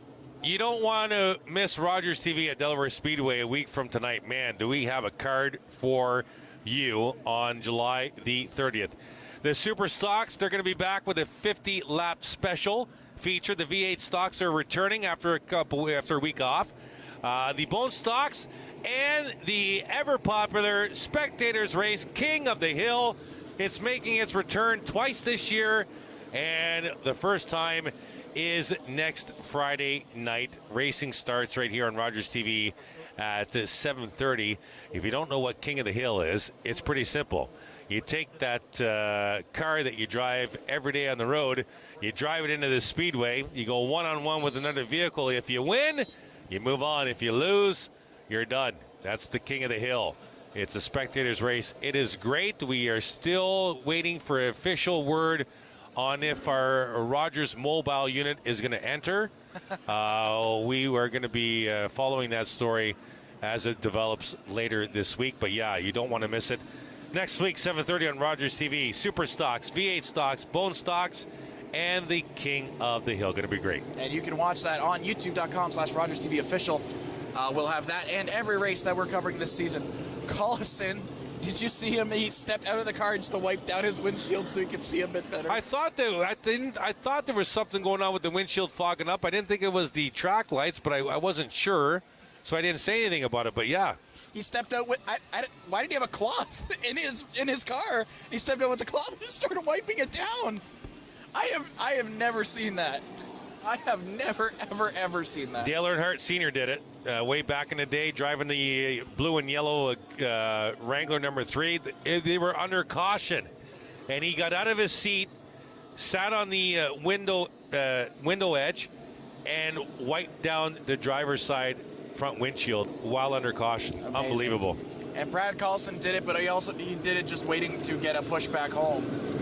They are going to have to really take a look at that car because I have no idea what caused that. And I don't know if Collison does.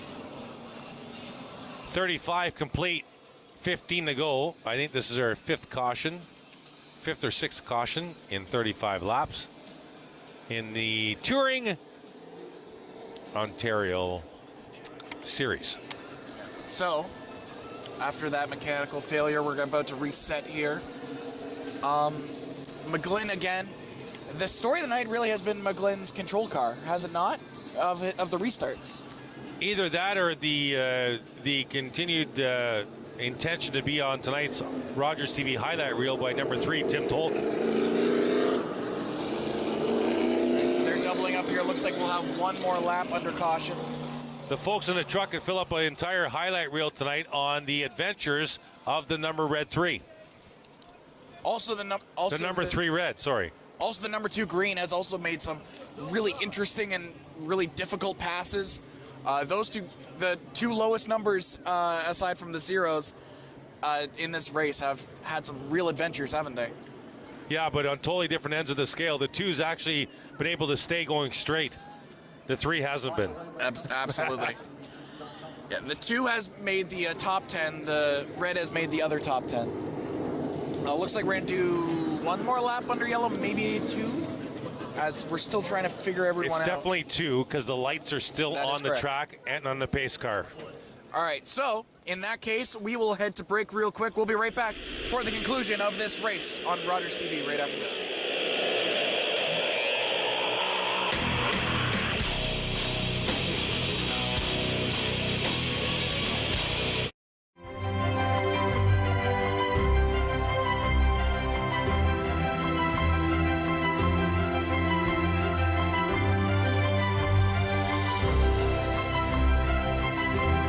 Shannon Woolley, host of Batter Up Beachville on Rogers TV. Join myself and Doug Harris as we learn more about the first recorded baseball game in Beachville. Watch it on Rogers Cable, rogerstv.com. Thanks for watching. I want to share something with you. This July on Crave, we've got something for everyone. The latest releases. I'm gonna get what's mine. Award winners, including this year's Best Supporting Actor. Anywhere there's people, there's power. Hits for the whole family. And all new chapters in the series you love. You can't get this anywhere else. Crave.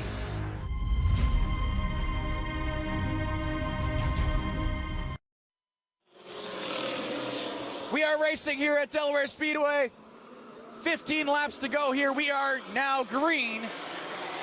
And this is going to be a real adventurous route for Chad McGlynn. Joey Langdon alongside Chris Soares. Chris, look at Todd Shepard. He's loosening a little. Yeah, Shepard's not going to let McGlynn get away, Joey. Top 2 in a blanket here as they come out of turn 2. There's your lead battle, 18 and the 2. They're trying to get away. They had an over straightaway lead on the 31, Gallant in 3rd before we went to caution. So Gallant trying to scrape and claw his way and not get lost behind again. McGlynn and Shepard still battling. There's going to be a fight for 4th there. There it is, your battle for 4th down the back, top left of your screen. McGlynn, the leader, bottom right. Now we go back to the battle for 4th. Oh, Rockwood. Rockwood gets through. What a great pass by Rockwood. Clean overtake right there on the entrance of turn 4. Oh, Shepard almost hit the wall out of turn 2. Wow, his corner exit was totally off the racing line, but managed to save it. He's still not far back from McGlynn. You'd think McGlynn would have been able to capitalize on that a lot more, but he's only lost about a 1/3 of a second. There's an idea of Rockwood. He actually looks pretty racy right now, trying to gather in Gallant for 3rd. There is no guarantees yet. Anyone on the track right now could go podium.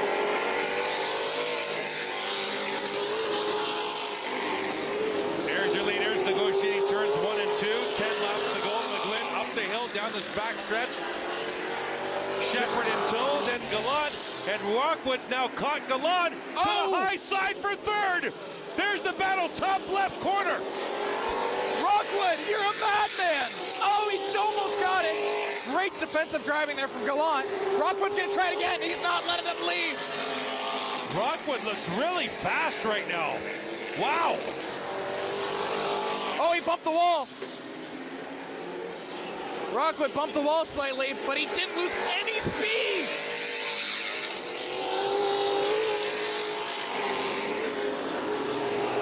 There's your battle for 3rd. Sorry, Joey, battle for 3rd coming out of turn 2. Gallant in the 31.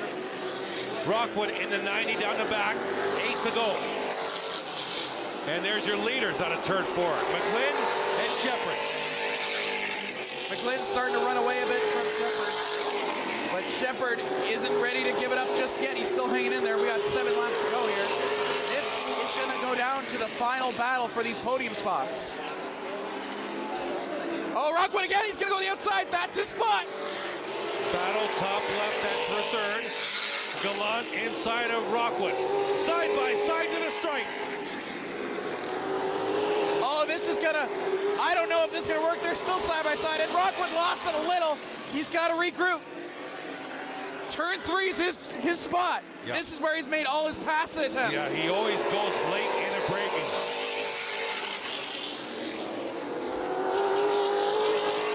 Lap traffic has opened the door for Shepard up in first, but not quite enough. He's still got some room to go. 5 laps to go. Yeah, the leaders are a good 5.5 seconds ahead of third place Gallant. It's a full straightaway here at Delaware. Oh, in third, Rockwood. Oh, he just barely held off by Gallant.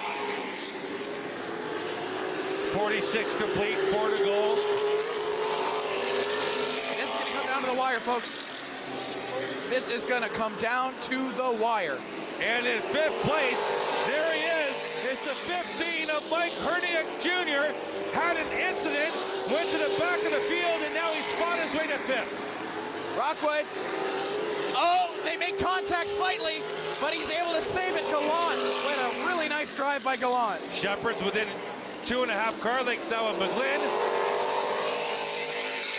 2 laps to go here in the Sportsman Series. Rockwood and Gallant for third. You see it on your screen now. They have not given each other a centimeter of room to breathe. Watch here, turn 3. This is where Rockwood likes to make his moves. And we got white flag. Last lap. Last lap for McGlynn. There's the battle for third. Out of turn 4, they'll take the white flag now. McGlynn, he's only increasing his lead unless Shepard can make some sort of crazy move here. It's McGlynn's race to lose.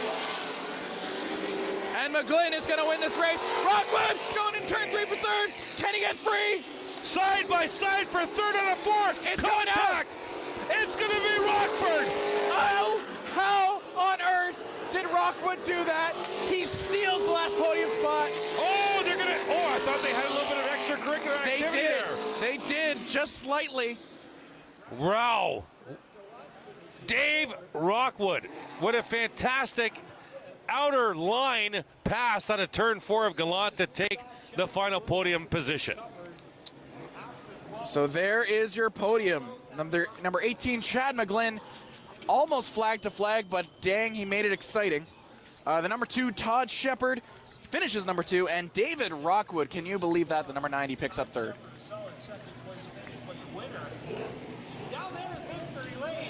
So here we go. We're about to talk to the winner, Chad McGlynn, and what a drive Chad McGlynn had. What a beautiful qualifying session, and he's able to capitalize on that and turn it into a win. What a fantastic night of racing it's been. What a textbook educated teaching tool Chad McGlynn did on restarts. Hey, you guys want to jump? Go ahead. We're going to re-rack them again. I'm going to start this when I want to. After I get to the cone, it's my race to start, and he was textbook for sure. Exactly. We've been talking about that all season with that restart rule. Are these guys going to try and slow it down and take the start when they want to? And the first guy we've seen it this year is Chad McGlynn, and he absolutely did it perfectly. Chad McGlynn, not just a great drive, not just a great car, but a great strategy as well. He is your Ontario Sportsman Series feature winner. The Ontario Sportsman Series touring around, obviously, our province and stopping here at Delaware Speedway. McGlynn will take the win. So we're about to send you trackside as McGlynn is just soaking in the moment, getting ready to exit his car, and I'll run you down the standings one more time, or not standings, the finish one more time. Chad McGlynn takes the win. Todd Shepard in second. David Rockwood in third. Kevin Gallant in fourth. Mike Herniak Jr. in fifth. Kevin Travelin in sixth. Tim Tolton, we were talking about him all night. He was able to survive and finish seventh. Sam Fellows finished in 8th. Let's go down to victory lane with Chad McGlynn. I mean, we're going to start. You had radiator issues earlier on in the day. Restarts seemed to be a big issue. Were those two things linked up? No, the restarts on our RJ Trucks Kilton Inc. Mustang here were mostly due to a slipping clutch. I couldn't get on it. The clutch would slip, and I couldn't keep up to the guys on the restarts. Would have liked to get a little bit more bite coming out of the corner too, but that's as fast as the car would go in the condition it is. We'll have to come back to the next one in Peterborough and get her hooked up. You had an incredible qualifying run, obviously. First 5-10 laps, you were able to stretch out a pretty decent lead. Was the car all right on the long run, or did you feel like it started to slip later on? The car was pretty good. It was starting to get a little bit pushy at the end there, but I was worried the 2 was going to get us, but we just managed to hold them off. We had a good race there. Had a lot of fun tonight. I want to make sure I thank all the fans that made it out, all the fans that came out to see us run. Hope we put on a good show for you, and everybody else, hope to see you back at the next Sportsman race. Thanks for coming out. Yeah, you put on a clinic for most of this this field out here. I'm sure you've got a lot of people in the car you want to thank. Oh, yeah, there's lots of people to thank. We got our contingency sponsors up here. We got Reinhardt Trailer Sales, SSG Gloves came on this year. We've got Fuchs Oil. They're helping us put the series on this year, so big thanks to them and Bentley Auto Group. Like I said, RJ Trucks and Crown Mark and Performance for sure. SimCool. I want to thank all the sponsors for helping us be here tonight, and again, thank all the fans. Chad McGlynn down here in Victory Lane had to move the flag to make sure every sponsor sticker was showing. He put on a clinic tonight. He's your feature winner. Chad McGlynn picks up the win. What a fantastic night of racing it's been. We'll recap it here for you on Rogers TV right after this.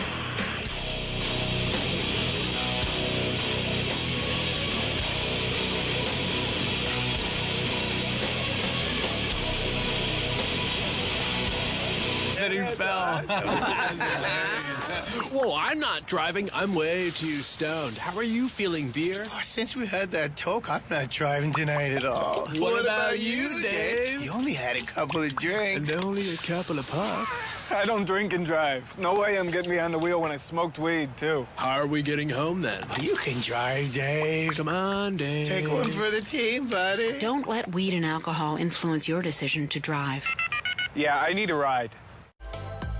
Welcome to the Rogers TV special on the City of London's Community Diversity and Inclusion Strategy. So the Community Diversity and Inclusion Strategy is an aspirational document, and it's an 80-page document, and if you look through it, you begin with the vision, the statement of commitment. There are 5 priorities, and within those 5 priorities, there's 47 different strategies.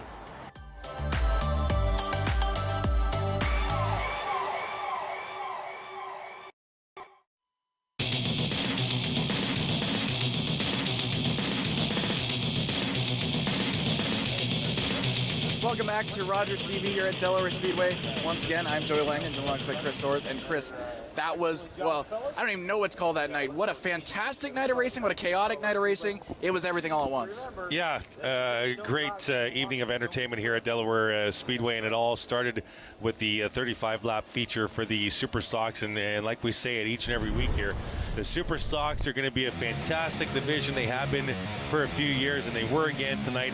Great battle at the front between Trevor Culver and Andrew Ferreira, eventually won by Culver. They both had contact with each other at 2 separate times in the feature. Pete Vanderwist making his Super Stock debut this year in the 7, finishes 3rd. Nick Ramsey 4th. David McCullough, nice rebound from a very poor heat result.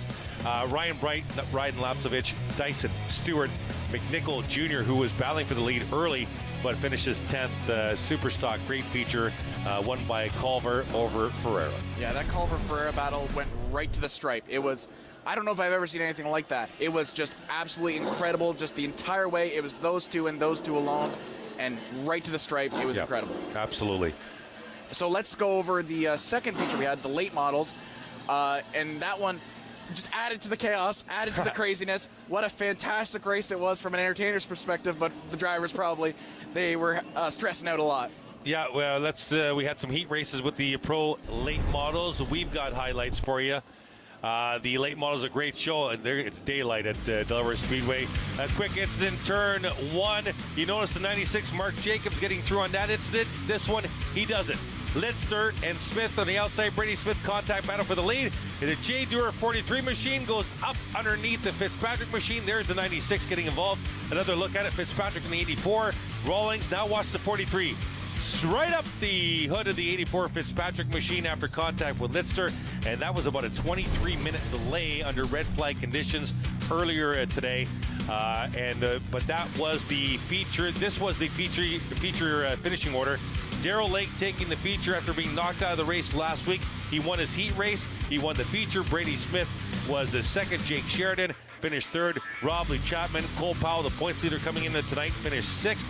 Connor Pritico, Friel, Morneau, and Jason Lidster rounding out the top 10 for the Pro Late Models tonight. Lakin Smith had a fantastic drive. Rob Lee, you mentioned, was absolutely on rails last couple laps, but was held up by Chapman, so that was a fantastic race there. And then, that was a great race. We had maybe the most chaotic race of the season after that, which was the Sportsman race.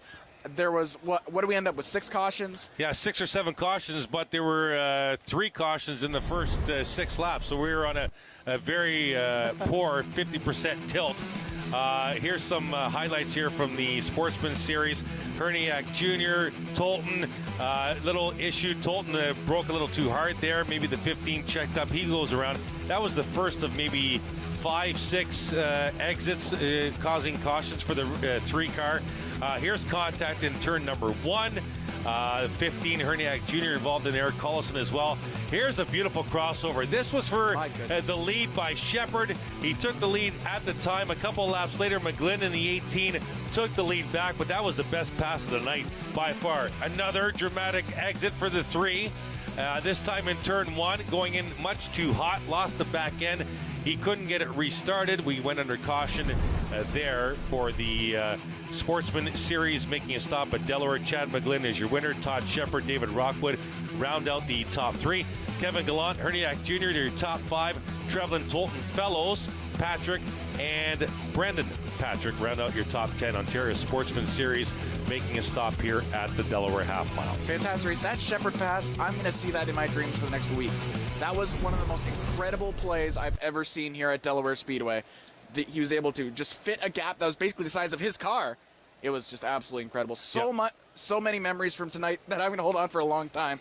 Let's take a quick little break here, and then we'll finish recapping right after this.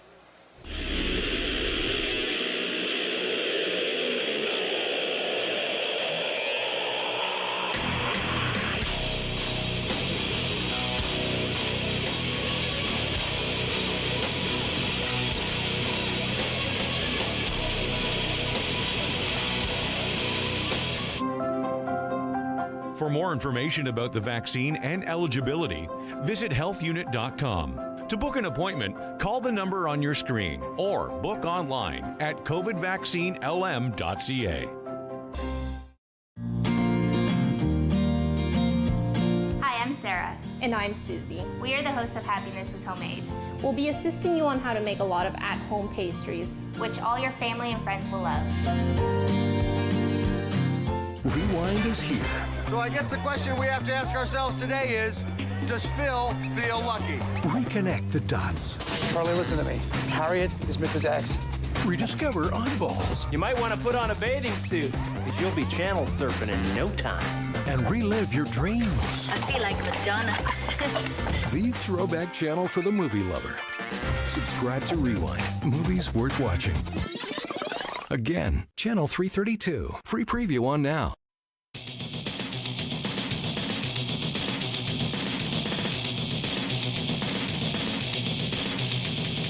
Once again, we're going to see you again a bunch of times this summer, and you can see us, youtube.com/RogersTV official, to watch every race we're going to cover this season. Chris, I'm going to miss you, but I won't miss you for too long, because we'll see each other next week. Absolutely, and I think that's my lawn chair. No, I'm just kidding. Next week, you don't want to miss it. We'll be live here at Delaware Speedway. Bone stocks, V8 stocks, super stocks. It's a stock night, except for the end of next week, the first of 2 King of the Hill spectator races here at Delaware Speedway. It's cars, normal cars off the street with insurance and everything that comes with them, coming into the track for a one-lap shootout. You win, you move on, you lose, you're gone. If anybody's familiar with King of the Hill at Delaware Speedway, there's been some wrecks in recent memory. There's also been a stolen vehicle enter the King of the Hill and quickly make an exit. I was here for that night. It was good stuff. King of the Hill next week with all the stock divisions. Going to be a great night. King of the Hill, I don't know if it's possible, but I am both equally excited and frightened to see my first King of the Hill race. It is going to be, you thought tonight was pure chaos. If you loved it, tune in next week again. Rogers on YouTube. Just search Rogers TV on YouTube or go to youtube.com/RogersTVofficial to tune in next week. Once again, Chris Soares, Joey Langdon, thank you so much for joining us. Yes, and I am so excited to see you guys next week.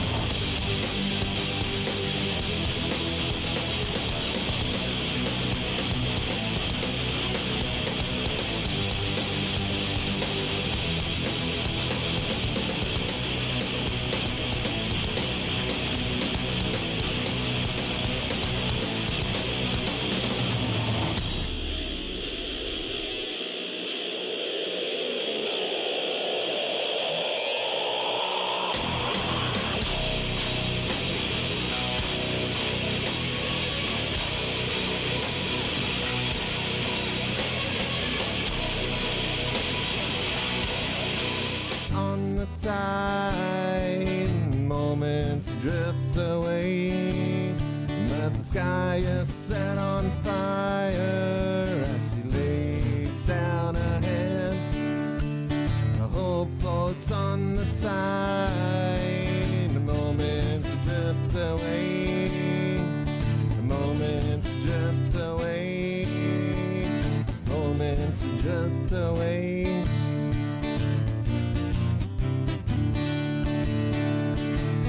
With nothing left to lose, my fear of love is gone. You're still by my side. I found a place in the sun.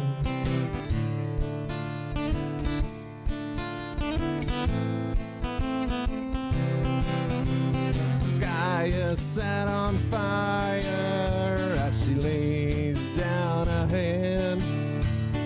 Hope floats on the tide, the moments drift away, but the sky is set on fire as she lays down her head. Hope floats on the tide, the moments drift away, the moments drift away, the moments drift away.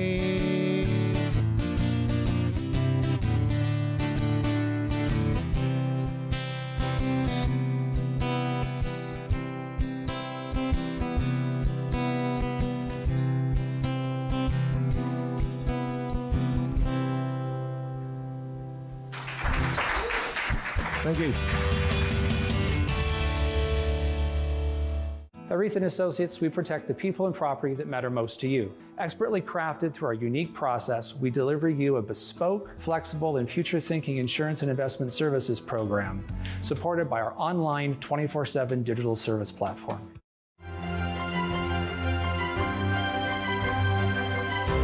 I'm Shannon Woolley, host of Batter Up Beachville on Rogers TV.